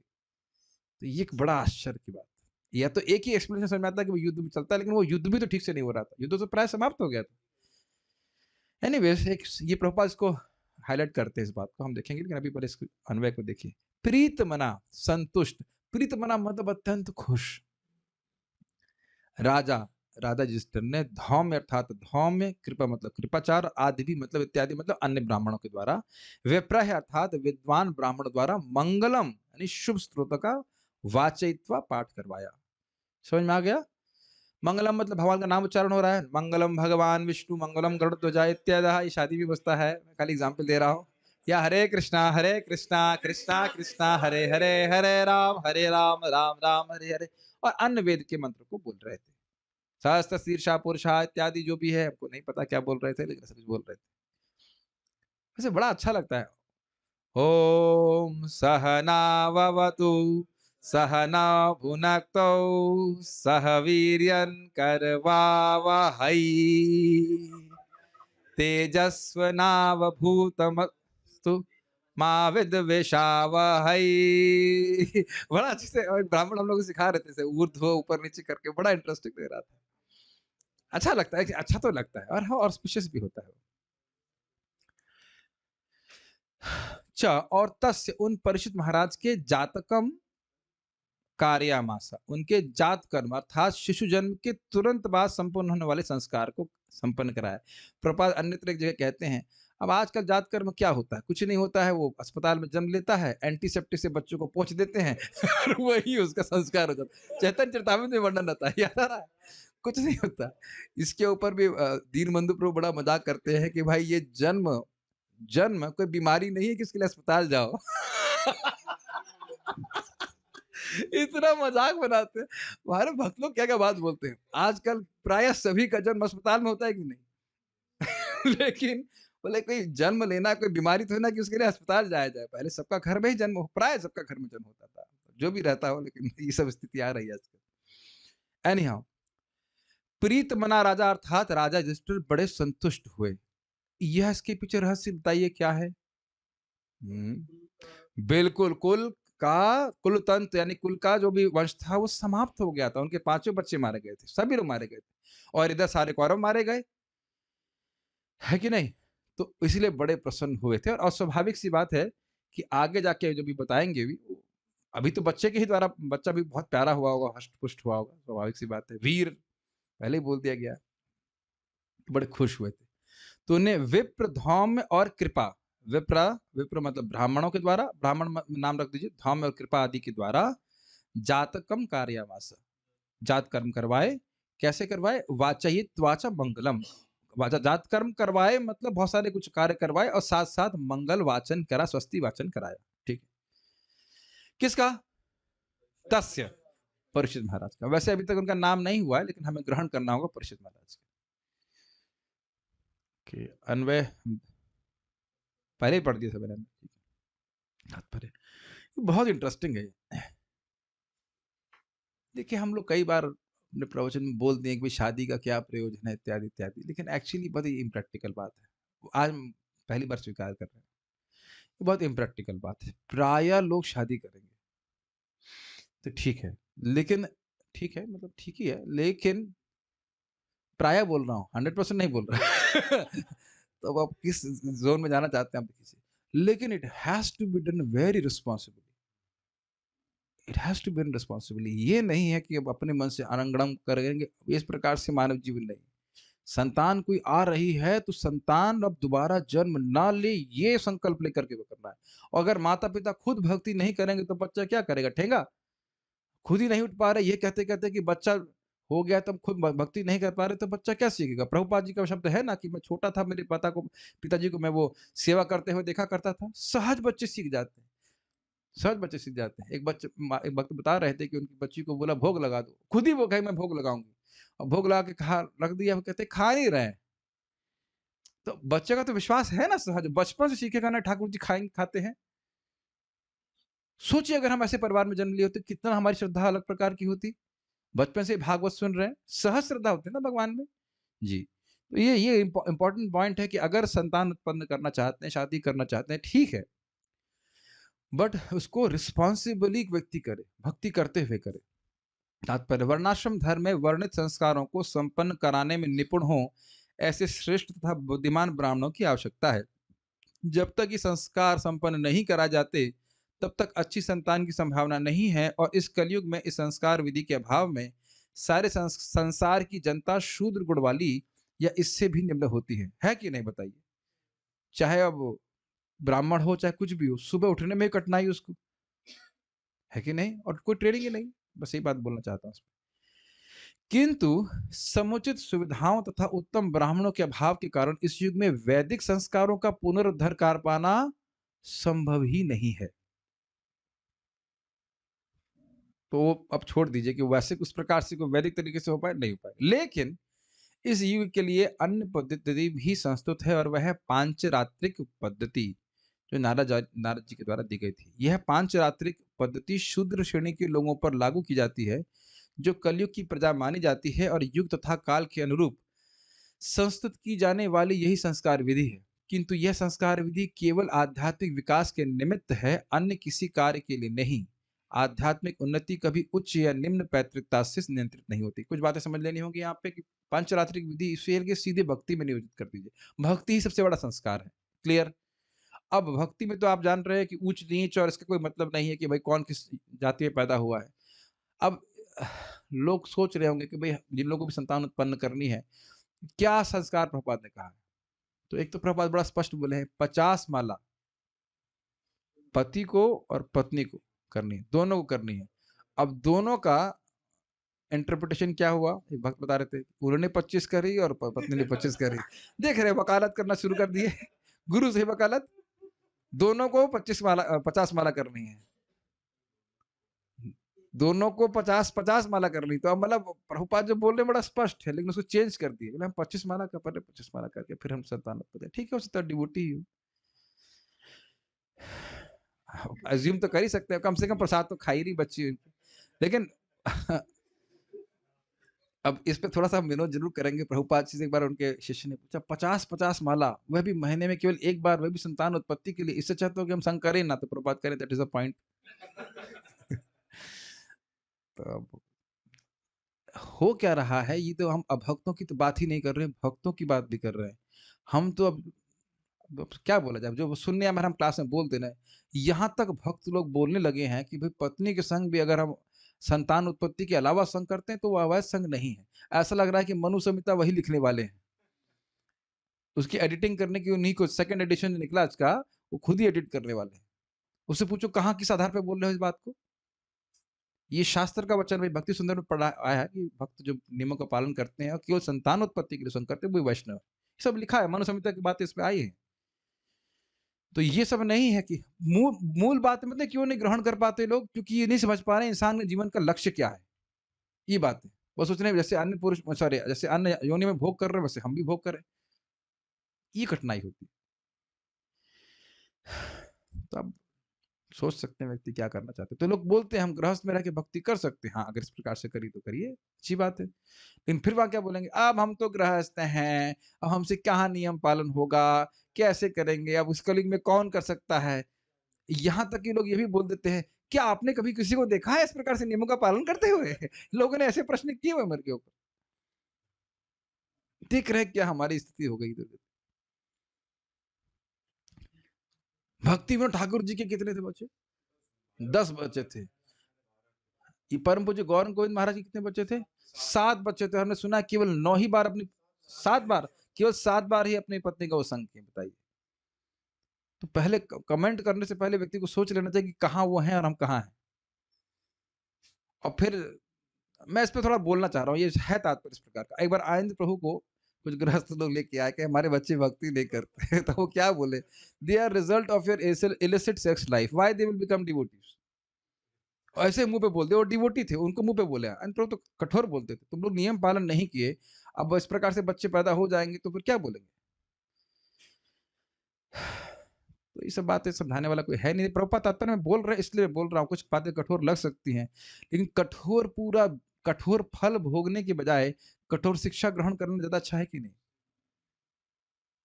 वेड़ पैदा हो गया कहीं तो आपको तो जंगल में नहीं मिलेगा भागने के लिए वृंदावन में आके। ये पता है आपको बात? वो मृत्यु की बेटी थी, क्या नाम था उसका? सुनीता। मृत्यु की बेटी थी, इसीलिए इतना घोर उसका बेटा पैदा हुआ। एनीवेज, यहाँ पे एक साइड पॉइंट बोल दे रहा हूँ, माता का गुण पिता लड़कों में आता है और पिता का गुण लड़कियों में आता है। तो अगर दोनों लोग डिवोटी हो तो अच्छा रहेगा, फिर दोनों का गुण उसमें आएगा, माना जाएगा। ये सब बातें प्रभुपाद तात्पर्य बोल रहे हैं, इसलिए हम भी चर्चा कर रहे हैं, तो कोई तो बताएगा नहीं सब बातों को। गर्भाधान संस्कार के बाद अन्य संस्कार भी होते हैं, यथा सीमांतो नयन। सीमांतो नयन क्या होता है हमको नहीं पता, कोई हेल्प कर सकता है, मुझे नहीं पता। स्वाद भक्षणम, सद भक्षणम, ये कहीं चैतन्य चरितामृत में है, लेकिन भूल रहा हूँ क्या क्या होता है, कुछ था ऐसा, कुछ होता है इत्यादि, जो गर्भावस्था काल में संपन्न होते हैं। और जब शिशु का जन्म होता है तो सबसे पहला संस्कार जात कर्म है। अरे जो गर्भवती नारी है उसे कम से कम भगवान का भक्ति तो बहुत करनी चाहिए। नाम जब करेगी कब उसका प्रभाव बच्चे पे होता है, भागवत पढ़ रही है उसका प्रभाव होता है। अब कोई यही बहाना कर दे कि माँ मतलब गर्भवती हूं तो भक्ति नहीं कर रही, तो फिर अब क्या कह सकते। मैंने सुना गौरांग प्रभु जब माँ के गर्भ में थे तो उनकी माँ क्या विष्णु सहस्त्र नाम पढ़ा करती थी। बहुत बड़ा प्रभाव है, बहुत बड़ा प्रभाव। एक बार यहाँ बात आ रही थी, ध्यान से एकदम कान खोल के सुनिए। कोई भी यज्ञ भगवान के लिए करते हो, उसकी एक सूक्ष्म शक्ति होती है जो आप में प्रवेश करती जाती है। कोई व्यक्ति कुछ भी भगवान के लिए कर रहा है, तो सब ये बहुत बड़ा विज्ञान है, समझना चाहिए। और आप दीति के नहीं देखते हैं, भागवत में सुनेंगे दीति का इतना शक्ति थी व्रत की कि इंद्र उनके गर्भ में प्रवेश कर गए, बच्चे को 7 भाग में काट दिया, 7 बच्चे बन गए। फिर उनको काट दिया तो वो 49 बन गए। अब देखिए कितना प्रबल प्रभाव था। और उस तरह का व्रत करने के लिए तो नहीं बोला जा रहा, 16 माला जाप करने के लिए तो कहा जा रहा है। इतना तो कोई भी कर सकता है। देखिए कोई सब लोग सब कुछ कर सकते हैं, बस उनको कुछ ये श्रद्धा और ये मतलब प्रेरणा मिलनी चाहिए, हाँ इसको करने से हमको लाभ प्राप्त हो, बाकी कोई कठिनाई नहीं है। Make sense? आप 50 माला के बारे में बोल रहे हैं। मेरा एक मित्र था, वो उसका भाई का एग्जाम होने वाला था, तो 52 माला कर रहा था उस दिन। हो जाता है, सब लोग करते हैं। यह संस्कार महाराज युधिष्ठिर द्वारा राज, फिर मैं एक बात बोलूंगा, मनोरथ करने से कुछ नहीं होता है, कुछ नहीं होता है मनोरथ करने से। यदि हमारा पुण्य नहीं है, कितना ही मनोरथ करे नहीं प्राप्त होगा। तो पुण्य पहले का जब रहता है तब व्यक्ति कुछ प्रयास करता है, तब कुछ भगवान की कृपा से मिलता है। समझ रहे हैं बात? जैसे मैं एग्जाम्पल दूं, उसका वो भाई था, सब कुछ तैयारी थी, एग्जाम के पहले बुखार हो गया। अब आप क्या करोगे? तो अगली बार वो हरे कृष्ण कृष्ण कृष्ण हरे हरे, उसका भाई बड़ा वाला भाई हरे राम राम राम हरे, 52 माला उस दिन हो रही है। हो गया उसका सिलेक्शन। बट जब हो जाता है तब लोग भूल जाते हैं कि नहीं भगवान के अनुग्रह से हुआ, ये कठिनाई है। एनीवेज, तो पुण्य बहुत जरूरी है। यह संस्कार महाराज युधिष्ठिर द्वारा राज पुरोहित धौम्य तथा महान सेनापति एवं पुरोहित कृपाचार्य जैसे योग्य ब्राह्मणों की सहायता से संपन्न कराया गया। समझ गए आप? महाराज युधिष्ठिर ने इन दोनों विद्वान तथा योग्य पुरोहितों की सहायता के लिए तमाम उत्तम ब्राह्मणों को लगाकर ये उत्सव संपन्न कराया। केवल स्वस्ति वाचन नहीं हो रहा था, और बहुत सारे कर्म हो रहे थे। आपने देखा था ना, जब भगवान द्वारका आए तो ब्राह्मण लोग कलश में कुछ लेके जा रहे हैं, उधर से स्वस्ति वाचन भी कर रहे हैं। बहुत सारे कर्म होंगे, आपको ग्रहण करना होगा। हम तो एक व्यक्ति को जानते हैं जिनका अन्न प्राशन नहीं अंडा प्राशन हुआ। बताइए क्या तो स्थिति। बहुत अच्छी तरह से जानते हैं उस व्यक्ति को। तो ये कलयुग में पैदा होने का, मुस्कुराइए, यू आर इन कलयुग। ये सब है, तो ये हद है। और लोग उसमें मतलब सुख मान रहे हैं, बताओ। छी छी। अतएव सारे संस्कार अर्थात, लेकिन आज वो भक्त हैं, तो समझ रहे हैं, ये ऐसा नहीं सोचना चाहिए कि हमारा खराब बैकग्राउंड से कोई व्यक्ति आया है तो भगवान की भक्ति में नहीं नियोजित हो सकता है। अतएव सारे संस्कार अर्थात शुद्धिकरण की विधियां मात्र औपचारिकताएं या सामाजिक उत्सव ही नहीं, अपितु ये व्यवहारणीय है और धौम्य तथा कृप जैसे योग्य ब्राह्मण द्वारा सफलतापूर्वक संपन्न करा जाता है। ये बहुत सुंदर बात बोल रहे हैं प्रभुपाद। ये आजकल की सभ्यता का नेचुरल क्या स्वाभाविक रूप से ये सोच विचार हो गया है कि यह तो भावुक लोग कर रहे हैं, इससे क्या होगा, बंदरबान बांधने से, केले के पेड़ टांगने से, इससे क्या होगा? ये सोचते हैं कि नहीं सोचते लोग आजकल के? अरे तो पुराने जमाने की बात है। आप लोग पढ़े लिखे होकर भगवान पर विश्वास करते हैं? कई प्रश्न किए आप लोगों से, कई बार ऐसा होता है, पढ़े लिखे होकर के भी। या ऐसा कहेंगे हमारी बेटी पढ़ी लिखी है लेकिन मंदिर जाती है, क्या मतलब? सुना है आपने ये? कई बार सर, हमारा लड़का खूब पढ़ा लिखा है लेकिन मंदिर जाता है। मतलब पढ़ लिख लिया तो मंदिर नहीं जाना चाहिए। कुछ समझ रहे हैं इस बात को? इसीलिए तो आजकल बहुत सारे जो रीति-रिवाज हैं, इनको रीति-रिवाज कहते हैं, लेकिन वस्तुतः वह ऑस्पिशियसनेस क्रिएट करने के लिए। सुना नहीं था आपने अक्षत फूल फेंक देखे थे आपको वो चावल भगवान पे फेंक रहे हैं, इन सब का कोई क्या कह सकते हैं उसको? बिना प्रयोजन के कुछ कार्य नहीं हो रहा है, वो सब चीज़ सूक्ष्म है। तो वो सब आजकल लोग ग्रॉस होने के कारण नहीं समझ पा रहे हैं। और इसीलिए यहाँ पे बोला जा रहा है कि ब्राह्मणों के द्वारा शब्द ध्यान दीजिए विप्रय है और वह कैसे विप्र है? कृप और धौम्य आदि भी यानी इतने बड़े-बड़े विप्रो के द्वारा उनको पता है कि इस चीज़ को फेंकने से यहाँ ये काम होगा, इस प्रकार से होता है इसका, ये ऑस्पिशियसनेस क्रिएट होगी इत्यादि, इत्यादि। आप लोगों को पता नहीं ऐसा अनुभव है कि नहीं, मेरा जो सेकंड इनिशिएशन का यज्ञ था, वो यहाँ पे गौशाला में किया मुकुंद दत्त प्रभु ने। बड़ा अच्छा लगा। ऑल्दो हैव माय रिजर्वेशंस कि ये सब आगे क्या करना, लेकिन प्रभु जी ने इतने सुंदर तरह से यज्ञ किया, you can actually feel auspiciousness. Actually एक प्रॉपर प्रभु जी तो अच्छे ब्राह्मण हैं, डीटी किचन के इंचार्ज हैं, सॉरी डीटी डिपार्टमेंट के। शुद्ध जीवन है, रियली और यज्ञशाला में कर रहे थे। आप लोगों की शादी-वादी सॉरी आपकी तो हो चुकी है। आपकी अगर हो तो यहाँ करिएगा, आपको बहुत अच्छा हो। Really you will feel like that, very nice. मतलब मैंने शायद ही कोई ऐसे यज्ञ एक अपना यज्ञ वहाँ देखा था जो हमारा दीक्षा का यज्ञ था, पर दूसरा सेकंड इनिशिएट का। Really actually you feel it is very nice. उसको एक्सप्लेन नहीं कर सकते, जो ऑस्पिशियसनेस का वाली भावना होती है ना, उसको एक्सप्लेन नहीं किया जा सकता है। मंगलमयता का वातावरण जहाँ पे हो, आप समझा नहीं सकते उसको। आप ऐसा अगर नहीं समझ में आ रहा, जो लोग यहाँ पे रह रहे हैं, 1 हफ्ता मंगल आरती ना जाई तो आपको समझ में आएगा मैं क्या कह रहा हूँ। यानी आज्ञा नहीं दे रहा हूँ, खाली बोल रहा हूँ, ऐसे करना मत। सुबह आप भगवान का जो देखते हैं, देख रहे हैं ना भगवान की अर्चन वगैरह पूजा होता है, वो कितना ऑस्पिशियसनेस मन में मतलब क्रिएट हो जाता है। सब लोग उसको समझ रहे होंगे मैं क्या कह रहा हूँ। तो यहाँ पे वो शब्द बहुत महत्वपूर्ण क्या है? ब्राह्मणों के द्वारा करवाया गया। जो जान रहे हैं इसका क्या प्रयोजन है, कौन-सा कार्य कब करना चाहिए। इस युग में ऐसे ब्राह्मण न केवल विरले हैं, अपितु उपलब्ध भी नहीं होते। अतएव इस पतित युग में आध्यात्मिक उन्नति के लिए गोस्वामी जन वैदिक अनुष्ठानों की अपेक्षा पांचरात्रिक सूत्रों की वरीयता प्रदान करते हैं। तो वही चीज भक्त लोग यज्ञ में करते हैं। कृपाचार्य उनका वर्णन कर रहे हैं। कृपाचार्य महर्षि सर्दबन के पुत्र थे और गौतम के वंश में उत्पन्न हुए थे। उनका जन्म एक अकस्मात घटना कही जाती है। कहानी है, सुनिए। संयोगवश महर्षि सर्दबन की भेंट जनपदी नामक स्वर्ग की एक सुप्रसिद्ध अप्सरा से हुई। तो सर्दबन का वीर 2 भागों में बट गया। एक भाग तुरंत बालक बन गया और दूसरा बालिका। इस प्रकार जुड़वा बच्चे उत्पन्न हुए। बालक कृप नाम से और बालिका कृपी नाम से विख्यात हुई। इट इज पॉसिबल, मां के बिना भी। महाराज शांतनु को जंगल में शिकार करते समय ये शिशु मिले और घर लाकर संस्कार कराकर उन्हें ब्राह्मण पद प्रदान किया। अब एक प्रश्न यहाँ बन जाएगा कि उन्हें कैसे मालूम चला कि ब्राह्मण के पुत्र है? कुछ इन्फॉर्मेशन आ गई होगी किसी तरह। बाद में कृपाचार्य द्रोणाचार्य के समान महान सेनापति बने और उनकी बहन कृपी द्रोणाचार्य को ब्याह दी गई। तो बस व्याख्या नहीं करना है। कालांतर में कृपाचार्य कुरुक्षेत्र के युद्ध में सम्मिलित हुए और दुर्योधन के दल में चले गए। कृपाचार्य महाराज परीक्षित के पिता अभिमन्यु को मारने में सहायक बने थे। ये बात भी हम भूल गए थे। वहां तो डायरेक्ट थे जो मरवा रहे थे, काफी लोग मिलकर मार रहे थे। किंतु द्रोणाचार्य के ही समान महान ब्राह्मण होने के कारण वे अभी भी पांडव कुल द्वारा सम्मानित थे। ये तो बड़ा स्पष्ट है, लेकिन फिर भी बड़ी अजीब सी बात लगती है। Anyways, जब दुर्योधन से द्यूत क्रीड़ा में हारकर पांडव वन चले गए तो धृतराष्ट्र ने उनके मार्गदर्शन के लिए कृपाचार्य को नियुक्त किया।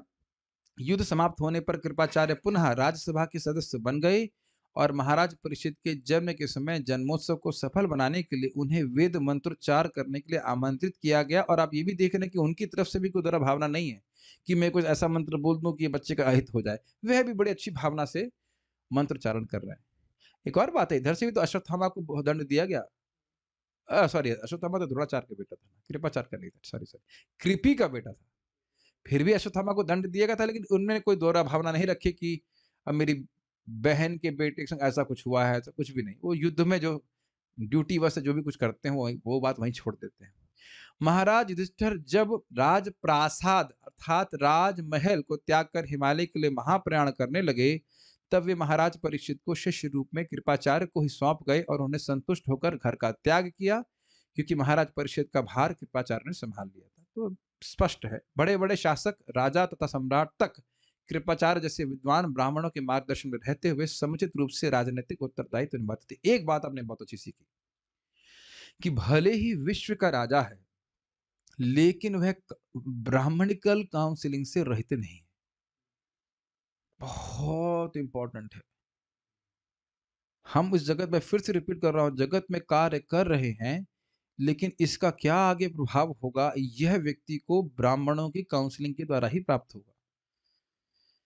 नहीं तो हमारा मन हर चीज को रेशनलिज्म कहता है, रेशनल उसको रेशनल बनाता है। ये तो सही है, उसमें कोई सभी लोग कर रहे हैं, सभी लोग कर लेने से वो कार्य सही नहीं हो जाता है। मैं आपको एक घटना बता रहा हूँ, हुआ नहीं। भक्त हमारे एक थे, वो पोल्ट्री फार्म खोलने जा रहे थे।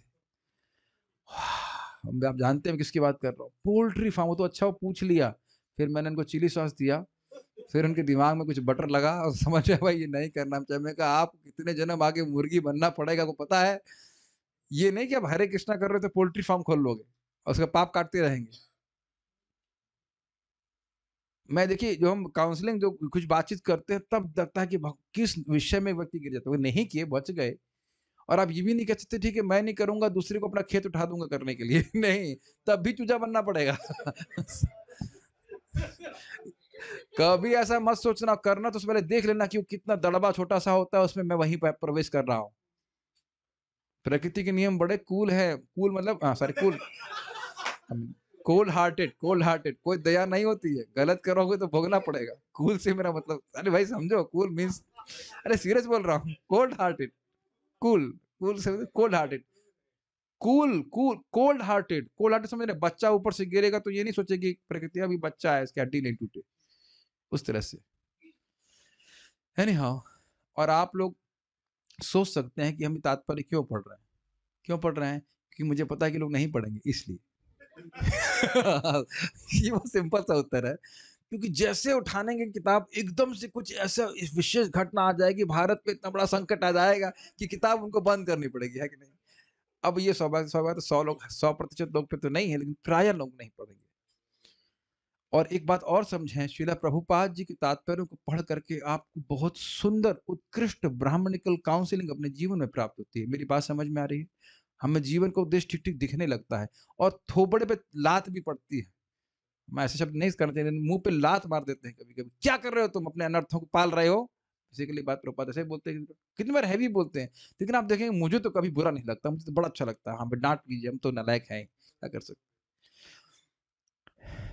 कंडीशन सोल में नालायक, बहुत अच्छा लगता है, बहुत अच्छा लगता है। और दूसरी तरफ आप देखेंगे, प्रभुपाद जी हमेशा एनकरेज करते हैं। एक भी तात्पर्य आप देख लीजिए, हमेशा आपको लगेगा कितने भी हम पतित हैं, लेकिन कुछ होप है हमारे लिए। I don't know whether you can feel it, I can always feel that. Prabhupad ji का ही तात्पर्य, आप किसी भी तात्पर्य को आप पढ़िए। तो हमने यहाँ पे क्या सीखा कि ब्राह्मणों के द्वारा वो करवा रहे थे, ये बहुत महत्वपूर्ण है जात कर्म, और बहुत खुश थे कि संतान की उत्पत्ति हुई। आखिरी श्लोक का देखते हैं हम आज का श्लोक देखना है। खुश थे तो क्या किए, तो यहाँ पे बता रहे हैं दान दिए। ये नहीं खुश हुए तो डीजे लगा दिया। ये मैं इसलिए बोल रहा हूँ क्योंकि जनता आजकल यही करती है, दान नहीं करती। लेकिन भाई ये तो हम लेफ्ट राइट होते हुए देख रहे थे, मुख से आ जाता है कि देख तो गलत तो नहीं कर रहे ना। आजकल तो गणपति की पूजा में भी डीजे लगा देते हैं, है कि नहीं? नहीं, गणेश भी नहीं बचते, तब क्या बोलेंगे। अब फेस्टिवल का उन्होंने क्या कहते हैं, फेस्टिवल का हॉरर मूवी बना दी। कितना सुंदर तरह से उन्होंने वो सेलिब्रेट किया, देखेंगे। और बहुत सारी बातें आप शिव स्वामी की टीका से देखेंगे, बहुत अच्छा है, बहुत अच्छे शब्द है, बहुत अच्छे शब्द हैं।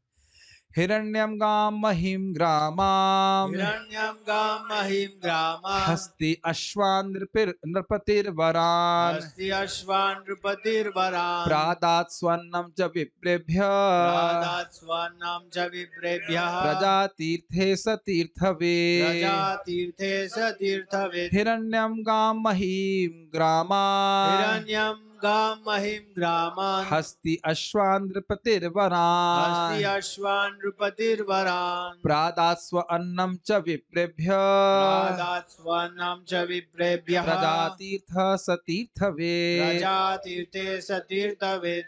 तीर्थ शब्द का बड़ा ऐसा अर्थ है जो आपने कभी नहीं सुना होगा। मैं सुन करके बड़ा चकित हुआ था। चलिए क्या कहा देखते हैं, पहले अनुवाद देख लीजिए। पुत्र के जन्म लेने पर राजा ने ब्राह्मणों को सोना, भूमि, ग्राम, हाथी, घोड़े तथा उत्तम अन्न दान में दिया, क्योंकि वे जानते थे कि कैसे, कहाँ और कब दान देना चाहिए। अब आप लोग ये प्रश्न करो कि भाई ब्राह्मणों का घोड़ों का क्या प्रयोजन, हम नहीं जानते क्या, लेकिन जो भी है यहाँ पे लिखा हुआ है। अन्वय, सह अर्थात वह, और वह अर्थात महाराज युधिष्ठिर। Very good. कैसे थे वह? प्रीतमना, अत्यंत प्रसन्न थे, इसलिए। अब लिंक ले रहे हैं उसको, अत्यंत खुश थे इसलिए। और तीर्थवित, जो यह जानते थे, होना चाहिए, यह जानते थे कि कब कैसे और किसे दान दिया जाए, ऐसे। अब ये बड़ा इंटरेस्टिंग है। तीर्थ का अर्थ आप क्या समझते हो? पुण्य क्षेत्र। लेकिन यहाँ पे तीर्थविद का अर्थ है वो किस समय के अनुसार क्या कर, उस समय का दान के समय के बारे में जानते थे, किस समय दान देने से अधिक लाभ होता है। ये भी आप टीका में और क्लियर होगा, वह सब जानते हैं। आप जानते हैं ना, कार्तिक में आप दान करते हैं तो बहुत अधिक लाभ मिलता है, गिन नहीं सकते। हाँ, अब वृंदावन में, और किसको? भगवान को, वैष्णव को। तो आप कुछ समझ में आ रहा है तीर्थविद का अर्थ? क्या सब जानते हैं इस बात को? तो यहाँ तीर्थवेद का बड़ा अच्छा अर्थ दिया है कि जानते थे कि कब, कैसे और किसे दान देना चाहिए। इसको गीता में भी बोला गया है। क्या श्लोक है वो? यद दानम क्रियते अनुपकारिणे। अभी श्लोक याद नहीं आ रहा है, लेकिन दान के संबंध में बताया गया कि कैसे करना चाहिए, किसको करना चाहिए, सब व्यक्ति सोच कर दे। ये नहीं है कि कोई व्यक्ति आया और वो गलत सलत काम के लिए उपयोग करे, उसको दान। तो कहते हैं तीर्थवेद। इसीलिए ब्राह्मणों को दान दिए। अगर एक अयोग्य ब्राह्मण है तो उसको आप देंगे तो दुगना वापस आएगा, योग्य ब्राह्मण तो 100 गुना आएगा, और भक्त है तो अनगुणित रूप से वापस आएगा। ये सब बातें हैं। तो वो जानते थे कब देना चाहिए, ध्यान रखना। इसका भी मैं बताऊंगा कि कब दिया उन्होंने, कैसे देना चाहिए और किसे देना चाहिए, वो जानते थे। इसका अर्थ है तीर्थविद। कौन तीर्थविद थे? महाराज युधिष्ठिर। नृपति मतलब राजा युधिष्ठिर ने प्रजा तीर्थे, पुत्र के जन्म दिवस पर दान देते समय, पहले वाले शब्द में तीर्थविद में तीर्थ का अर्थ क्या था? दान का समय। अब यहां कह रहे हैं प्रजा तीर्थे। प्रजा मतलब संतति। संतति के उत्पन्न होने के किस समय में दान देना चाहिए, उस समय में दान दे रहे थे। तीर्थ का अर्थ यहां पे समय लिया जा रहा है, वो समय जिसमें दान दिया जाना चाहिए, उस अर्थ में लीजिए। पुत्र के जन्म दिवस पर, ये हो गया प्रजा। और दान देते समय किसको दान दिया? विप्रेभ्य, तो बड़ा स्पष्ट है, ब्राह्मणों को दान दिया। क्या दिया? हिरण्यम सोना, गाम गौवें, महीम अर्थात भूमि, ग्रामान अर्थात गांव, हस्ती अर्थात हाथी, अश्वान मतलब घोड़े, और वरान के दो अर्थ हैं, श्रेष्ठ अथवा अन्य इच्छित वस्तुएं। वर मतलब वरदान होता है, और वरान मतलब होता है सर्वश्रेष्ठ। दरवरम, दरवरम का अर्थ क्या था? शंख में सर्वश्रेष्ठ, सारे शंखों में श्रेष्ठ। तो यानी कि आप कह सकते हैं वरान हस्ती, वरान अश्वान, अच्छे अच्छे हाथी, अच्छे अच्छे घोड़े इत्यादि, और अन्य वस्तुएं भी, अच्छा गांव, अच्छा सब कुछ दिया। ये नहीं है जैसे हमने बताया था ना कि रूह अफ़ज़ा की बोतलें आई कृष्ण हॉल में। अरे वाह, रूह अफ़ज़ा क्यों नहीं जा रहा है भाई? इतना कौन कृपालु हुआ, कह गया एक्सपायर हो गया इसलिए भेज दिया है। सड़े हुए आम खिला दो, भक्तों को खिलाना है, क्या दिक्कत है, उसको हजम कर जाएंगे। तो ये कोई तरीका नहीं है भक्तों को खिलाने का। अचार एक्सपायर कर गया, चलो भाई गोमाता से भेज दो, कहा जाएंगे भक्त, क्या है, कुछ पूछेंगे नहीं। बल्कि बल्कि उसमें भी आशीर्वाद देंगे कि मिर्ची का अचार बहुत बढ़िया था, है कि नहीं? नहीं, ये एक बहुत बड़ा दुर्भाग्य है इस समाज में कि ब्राह्मणों की कोई उपयोग नहीं है।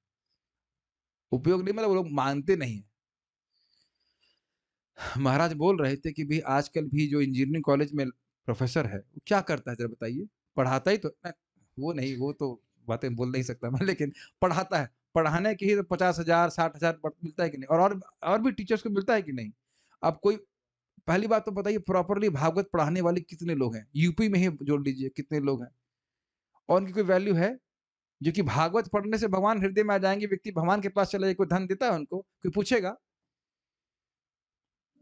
तो ये समाज की बहुत बड़ी मिस्टेक है, और प्रभुपाद इसको बहुत अच्छे से समझाएंगे। ब्राह्मण लोग धन के लोलुप नहीं थे, लेकिन जो उनकी आवश्यकता थी वो समाज पूरा करता था। ब्राह्मण पहले से कम लेके चलता है, उसको इतना झमेला कौन पकड़ेगा? शास्त्र कब पढ़ेगा बताइए?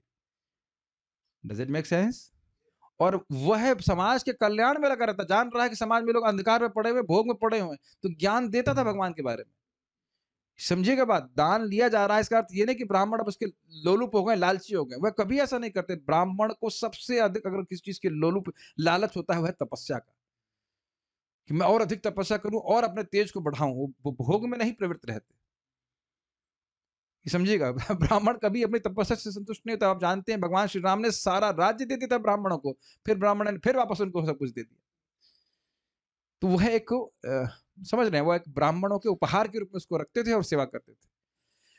और सुअन्नम च, सुअन्नम का मतलब हो गया अच्छा खाना, अच्छा अन्न दिया। अन्न का यहाँ पर अर्थ है कच्चा अन्न दिया। घर में जाके अपना खाना बनाए, जो भी करें। और प्रदात मतलब दान में दिया। फिर से श्लोक देख लीजिए। हिरण्यम गाम महिं ग्रामान, समझ में आ गया। हिरण्यम मतलब सोना, गाम मतलब गौवें, मही मतलब धरती पृथ्वी, और ग्रामान मतलब गांव। तो कुछ अर्थ समझ सकते हैं, खेत दिए होंगे और गांव में कुछ घर इत्यादि दिए होंगे। और ये भी अर्थ हो सकता है कि अब आपको एक प्रश्न आ जाएगा कि भाई क्या गांव दिए तो क्या वो जमींदार बन गए, या वह खेत दिए तो क्या भूमिहर हो गए। भूमिहर बोलते क्या बोलते, खेती करने वाले हो गए। तो ब्राह्मण तो खेती करेगा नहीं, तो ये प्रश्न कैसे, तो प्रश्न बन जाएगा वही देने का प्रयोजन क्या हुआ। तो एक अर्थ हम समझ सकते हैं कि भाई उसको जो उस पर कल्टीवेशन जो कर रहे होंगे, उसका एक प्रोड्यूस उस ब्राह्मण को दे दिया करते होंगे कि भाई आप इसको ले करके सुखी रहिए और भगवान की भक्ति करिए। नहीं हो रहा है इस्कॉन में, हम कुछ काम कर रहे हैं, हम लोग तो कुछ काम नहीं कर रहे हैं, फिजिकली तो कुछ काम नहीं कर रहे हैं, भगवान के बारे में ज्ञान दूसरों को दे रहे हैं। तो देखिए लोग अपने मतलब जो भी सैलरी से ऐसे करके कुछ देते हैं कि नहीं। हाँ, आप मंदिर में हम सेवा में दीजिए, भक्तों को खाने को मिले या ऐसे उनको कपड़ा लता जो भी कुछ मिले, लोग सहज रूप से आके देते हैं। आप क्या ये रेसिप्रोकल रिलेशनशिप देख रहे हो। सब लोग शास्त्र नहीं पढ़ सकते हैं, लेकिन शास्त्र का ज्ञान प्रसारित ब्राह्मण करते, तो अन्य लोग सहायता करते, भाई इन्हें काम ना करना पड़े, ये इनके जीवन यापन की व्यवस्था हो जाए, और ये है शास्त्र का आजादी का प्रचार करें। ये प्रैक्टिकल होते हुए नहीं देखते, और लोग सहज प्रेम से देते हैं। बहुत इंपॉर्टेंट बात है। तो लेकिन अगर मूल बात देखी जाए, गलती कहां से, ब्राह्मण की तरफ से गलती है। प्रचार आपने बंद कर दिया, भगवान के बारे में कुछ बता नहीं रहे, तो लोगों से मांगने का अधिकार क्या, हाथ फैलाने का अधिकार ही क्या है। One should not be fire without light, क्या शब्द है प्रभुपाद जी। ऐसी अग्नि नहीं होनी चाहिए दूसरे को ज्ञान ना दे। एनी हाउ, और युधिष्ठिर महाराज का तो अत्यंत सम्मान था, और ये भी देखा ना कितनी श्रद्धा थी उनके ऊपर। श्रद्धा का क्या किस प्रकार से श्रद्धा सूचित हो रही है। वरान, अच्छी अच्छी वस्तुएं, या उनको जो और कुछ अच्छी वस्तुएं चाहिए थी, वह सब वस्तुएं, घोड़े हाथी सब कुछ उन्होंने ब्राह्मण को दिए। प्रादात दिए, स्व अन्न मतलब अच्छे अन्न दिए, ब्राह्मणों को दिए। प्रदात दिए थे बच्चे के जन्म होने के समय। क्यों, क्योंकि वह जानते थे कि इस समय देने से बच्चे का बहुत लाभ होता है। हम टीका में पढ़ेंगे तो समझ में आ जाएगा। अन्वय मैंने बता दिया। श्रीधर स्वामी की टीका बड़े ध्यानपूर्वक सुनिए। राजा युधिष्ठिर ने श्रेष्ठ कोटि के हाथियों और अन्नों का दान दिया। वरान शब्द से सूचित होता है तीर्थविद, अर्थात वे दान के काल, पात्र और विधि आदि के विषय में जानते थे। दान किस समय देना चाहिए, किसको देना चाहिए, और किस विधि से। विधि समझ लीजिए, दातव्यम इति यद दानम दीयते अनुपकारिणे, ये विधि है। मेरा कर्तव्य है दान देना, दातव्यम, और दीयते अनुपकारिणे, मैं कोई उपकार नहीं कर रहा हूं। आप लोग भी इस जगत में कभी अपना जो इन्वेस्टमेंट करते तो कहते हैं कि मैं उपकार कर रहा हूं उसके ऊपर। आप इन्वेस्टमेंट बैंक, दो इन्वेस्टमेंट बैंकर है ना, कंसल्टेंट, आप तो किसी से इन्वेस्टमेंट कराते हो, वो कहता है मैं आप लोग पे उपकार कर रहा हूं, मैं 60 लाख रुपए मेरे कहीं इन्वेस्ट कर देना। कभी वो कहता है कि उपकार होगा। दान कर रहे हैं अनुपकारणे, भगवान का शब्द है। दातव्यम इति यद दानम दीयते अनुपकारणे, देशे काले च पात्रे च तद दानम सात्विक स्मृतम। देश क्या है, काल क्या है, इसका विचार करके व्यक्ति दे रहा, पात्र क्या है उसको करके, तो सात्विक ज्ञान है, सात्विक दान है। तो यहां पे समझ रहे हैं कि किसको देना चाहिए। किसको दिया, ब्राह्मण को दिया। कब दिया, बच्चे के जन्म होने के तुरंत बाद, और कुछ होने के पहले। और भी देखिएगा, सुनिएगा, बड़ा इंटरेस्टिंग है। नाल छेदन से पहले सूतक नहीं होता है, कहा भी गया है। सूतक मतलब अपवित्रता का समय। सुना आपने, बड़ी इंटरेस्टिंग इंफॉर्मेशन है, बड़ी इंटरेस्टिंग, बहुत ध्यान से सुनो। यावन ना छिद्यते नालम तावन ना आपनोति सूतकम, एकदम स्पष्ट है। जब तक नाल का छेदन नहीं होता है तब तक सूतक नहीं आता है। छिन्ने नाले ततः पश्चात सूतकम तु विधीयते। जब नाल का छेदन हो जाता है तो सूतक होता है, इसकी विधि ये माना जाता है। एकदम स्पष्ट है, ये पता था ये सब बातें आपको? मैं भी मेरे भी पहली बार ही पढ़ रहा हूँ, काफी इंटरेस्टिंग बात बोल रहे हैं। अर्थात जब तक उत्पन्न शिशु के नाल का छेदन नहीं होता है तब तक सूतक नहीं लगता है। नाल छेदन के पश्चात ही सूतक का विधान किया गया है। इस वाक्य के अनुसार उन्होंने नाल छेदन से पूर्व ही दान किया अथवा पुत्रोत्पत्ति के पुण्यकाल में प्रजातीर्थ में आमान्न कच्चा अन्न दान किया। ये सब बातें बोली जा रही हैं। तो यानी कि उनको पता था, खुश थे। अब आप समझ रहे हैं इसमें बहुत समय नहीं लगा होगा। बच्चे का जन्म होना और नाल छेदन होने में बहुत समय नहीं लगा होगा, तो उतने ही समय में वो दान कर दी। अगर आप लोगों को पता हो, कल तो बहुत समय नहीं लगता, कल एकादशी है, अगले दिन आपकी आधे घंटे में, मानो आधे घंटे ही पारण समय है, तो जो व्यक्ति समझेगा कि इस समय क्या करना चाहिए तो वो पारण कर लेगा कि नहीं उतने ही समय में। तो कह रहा है कि उन्हें सारी व्यवस्था करी, पहले से प्लानिंग थी कि बच्चे का जन्म होगा तो नाल छेदन से पहले ही हम दान कर देंगे, क्योंकि उसके बाद अपवित्र समय शुरू हो जाएगा कुछ समय के लिए जो भी। तो ये बात यहाँ पे बोली जा रही है। पुत्रोत्पत्ति के पश्चात और नाल छेदन से पहले का कार्य प्रजातीर्थ कहलाता है। प्रजातीर्थ नहीं, बच्चे के जन्म होने का समय जिसमें आप दान कर सकते हो। Very interesting information. स्मृति में यह भी कहा गया है, पुत्रे जाते व्यतिपाते दत्तम भवति चाक्षयम, अर्थात पुत्र के उत्पन्न होने पर तथा व्यतिपात योग अर्थात विपत्ति के समय दिया गया दान अक्षय होता है। अब इसका कारण क्या है? क्या युधिष्ठिर महाराज को कोई पुण्य की कमी थी? ना, वह जो दान किया जाता वो किसके ऊपर जाता? बच्चे के ऊपर जाता। तो बच्चे का लाभ हो इसलिए तुरंत ही उस समय दान दे दिया। देख रहे हैं कितना बड़ा विज्ञान है। तो समझ रहे हैं इसके पीछे कोई औपचारिकता मात्र नहीं थी, यह एक विशेष ज्ञान से युक्त होकर गया था। बातें समझ में आ रही हैं? काफी इंटरेस्टिंग है। दूसरी भी, या फिर कोई विपत्ति में कोई दान देता है तो वह भी एक बोला गया है, लेकिन यहाँ पे हम प्रसंग में हम पुत्र जाते का अर्थ ही लेंगे। दूसरी भी स्मृति कहती है, देवाश्च पितरश्चैव पुत्रे जाते दुजन्म नाम आयन्ति ही नृपसृष्टा पुण्याहम इति चाब्रुवन।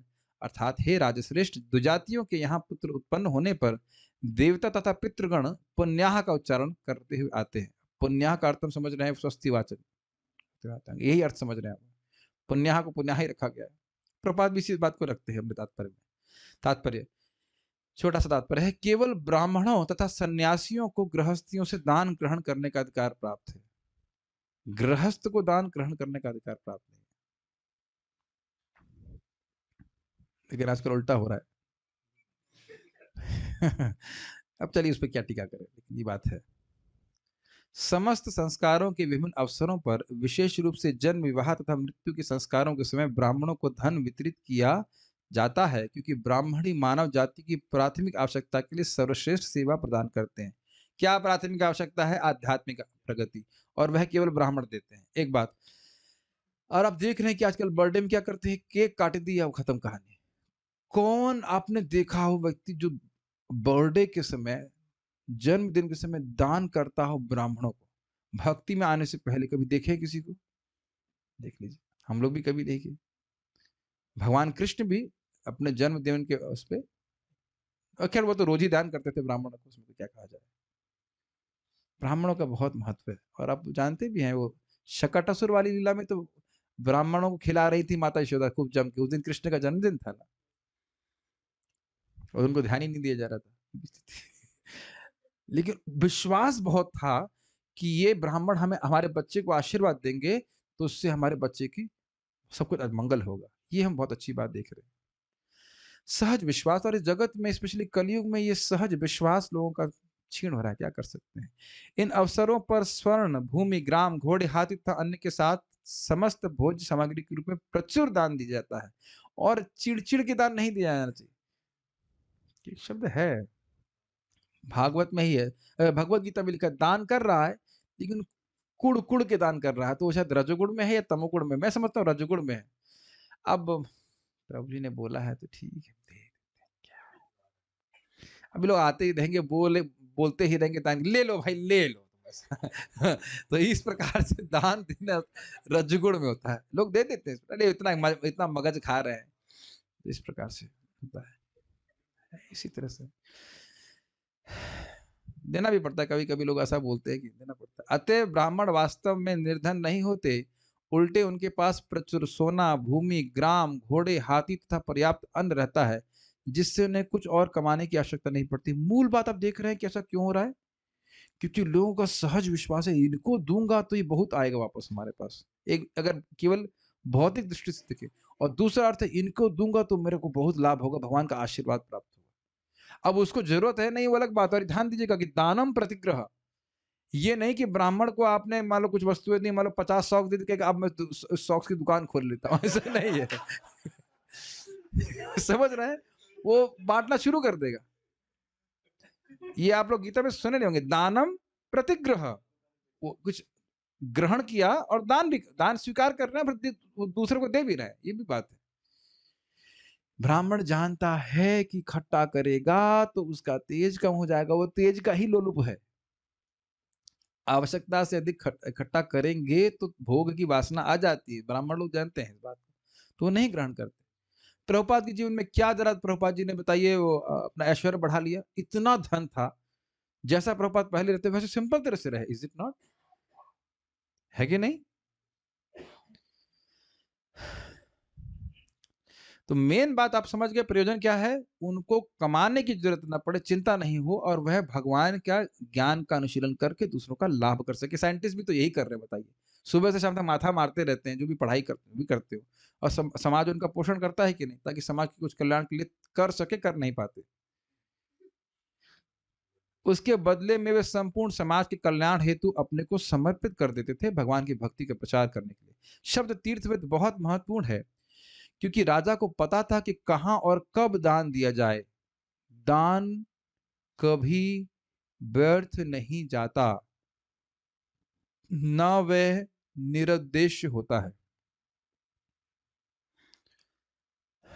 यज्ञ दान तपः कर्म ना त्याज्यमितिकारमेव तद यज्ञ दान तपः कर्म पावनानि मनीषिणाम। यज्ञ दान और तपस्या कभी भी नहीं त्यागने चाहिए। यज्ञ दान और तपस्या मनुष्यों को भी पवित्र करने वाले हैं। हम तो बुद्धू लोग हैं, कभी नहीं सोचना चाहिए कि जप छोड़ दें, कभी नहीं सोचना चाहिए कि मंगल आरती छोड़ें। बीमार हो एक अलग बात है, या क्लास छोड़ दें, या रोज कुछ ना कुछ दान तपस्या होना ही चाहिए। आपको नहीं लग रहा ये ज्ञान दान यहाँ पे चल रहा है? रोज होना चाहिए, सामर्थ्य है तो रोज करते रहना चाहिए, करते ही रहना चाहिए। क्या? शुद्धिकरण के लिए, अपने आत्मशोधित, अपने शुद्धिकरण के लिए करना चाहिए। बहुत सुंदर बात प्रभुपाद कह रहे हैं, बहुत सुंदर बात। इस कोई जहां दान कर रहे हो, सोचना चाहिए ना सर, क्या प्रयोजन लेकर वो करेगा, क्या उसका उद्देश्य होगा। ऐसे ही बस दान कर रहे हैं। आतंकवादी, अब सुना है ना, आतंकवादियों को करने के लिए बहुत लोग चैरिटी करते हैं। चैरिटी एंड आतंकवादी, I don't know if that is a word to be used. आप सुनते हैं कि नहीं? लोग बड़े बड़े बिजनेस चला रहे हैं, लोगों को टेररिस्ट ऑर्गेनाइजेशन चलाने के लिए। यह कोई तरीका नहीं दान करने का, ठीक है? लेकिन अगर आपने सत दान किया है, किसी कुछ दिया है, तो वो उतना तो वापस आएगा ही, वो बिल्कुल यूजलेस व्यक्ति भी क्यों ना हो। और अगर ब्राह्मण को दिया, मैं फिर से रिपीट कर रहा हूं, अयोग्य ब्राह्मण को तो डबल आएगा, योग्य ब्राह्मण को दिया तो 100 गुना आएगा, और भक्त को दिया तो अनगिनत वापस आएगा। और जो भक्त भी कथा सुनने आते हैं यहाँ पे, ये वो भी दान कर रहे हैं अपने समय का। ये आप उसके लिए पढ़ लीजिएगा, 2-3-17। अपने समय को भक्तों को संग देना, जाप करना, भगवान के बारे में सुनना, यह सब दान है। ये सबसे बड़ा दान है। शास्त्रों के अनुसार दान उन व्यक्तियों को दिया जाता है जो अपनी आध्यात्मिक प्रबुद्धता के बल पर दान लेने के पात्र होते थे। समझ में आई बात? इसीलिए यहाँ पे विप्र शब्द का, विप्र शब्द आया था ना? हाँ, ब्राह्मणों को दान दिया था। तथा कथित दरिद्र नारायण, जो अनधिकृत व्यक्तियों द्वारा परम भगवान के बारे में फैलाई गई एक भ्रांत धारणा है, उसका उल्लेख दान के सुपात्र के रूप में शास्त्रों में कभी नहीं मिलता है।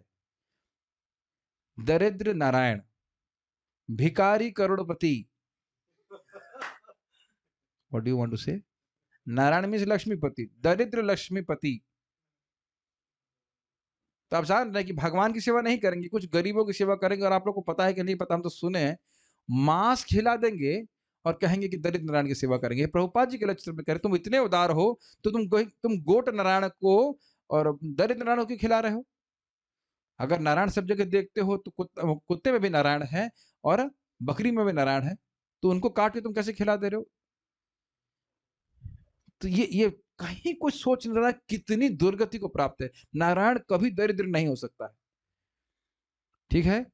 ये सब दान, ये देख रहे हैं जनता को कुछ पता नहीं दान किस लिए करना चाहिए। इसका अर्थ देखिए ये भी नहीं कि गरीबों की सहायता नहीं करनी चाहिए, इसका अर्थ ये भी नहीं है कि जो कोई व्यक्ति बीमार है या नहीं उसको हेल्प नहीं करना चाहिए, ये कभी नहीं बोला जा रहा है।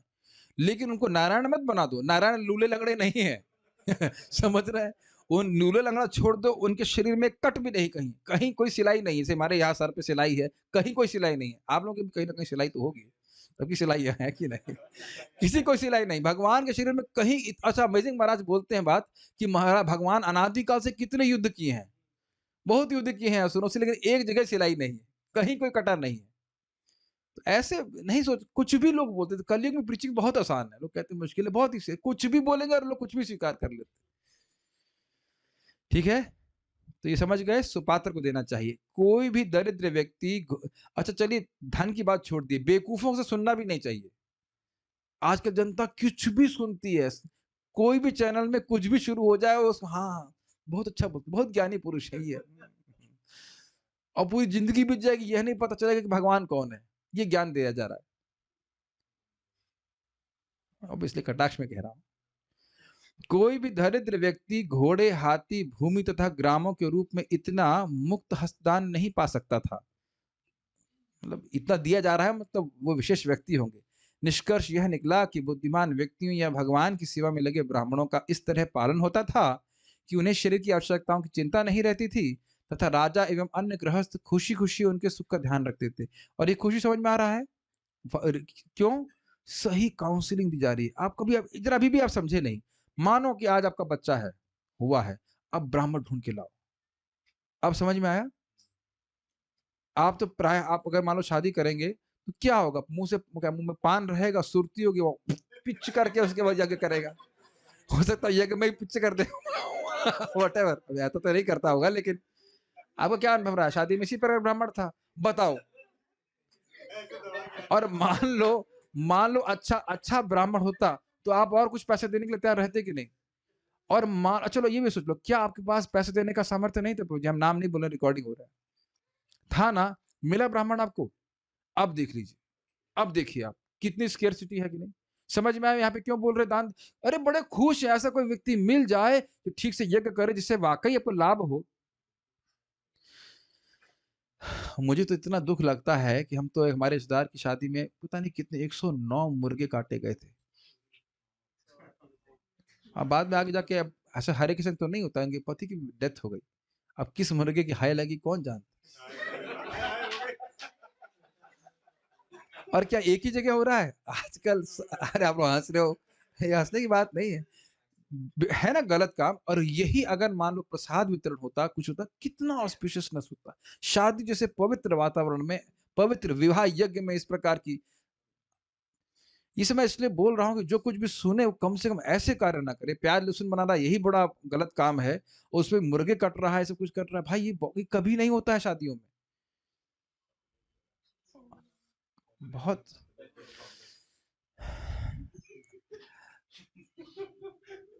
बहुत खराब बात है ये एकदम देख के लगता है कि किस प्रकार से अज्ञान फैल रहा है। भाई आप लोग जो कोई कभी सुने तो कभी ऐसी शादी में नहीं जाना, शादी में वैसे ही मत जाना, और जाना तो केवल अपनी शादी में ठीक है। शास्त्रों का आदेश है कि जब तक शिशु नाल द्वारा, प्रभुपाद इस बात को बोल रहे हैं, शिशु नाल द्वारा माता से जुड़ा रहता है तब तक शिशु माता के शरीर का एक भाग माना जाता है। किंतु जो ही नाल काट दी जाती है और शिशु माता से विलग हो जाता है, त्यों ही जात कर्म संस्कार संपन्न किया जाता है। तो आप समझ रहे हैं, वो जात कर्म का समझा रहे हैं, और वो जो बात शिशु स्वामी कह रहे थे कि नाल काटने के बारे में, वही बताया जा रहा है प्रभुपाद जी।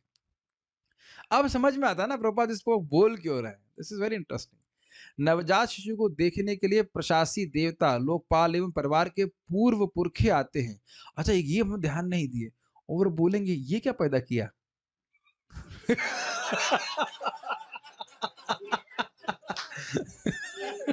नहीं नहीं, मतलब कहने का मतलब डोंट फील ऑफेंडेड, लेकिन कहने का मतलब है कि कुछ भी होते होंगे। अरे भाई ऐसा नहीं कहना चाह रहा था, आई मीन टू से आई मीन टू से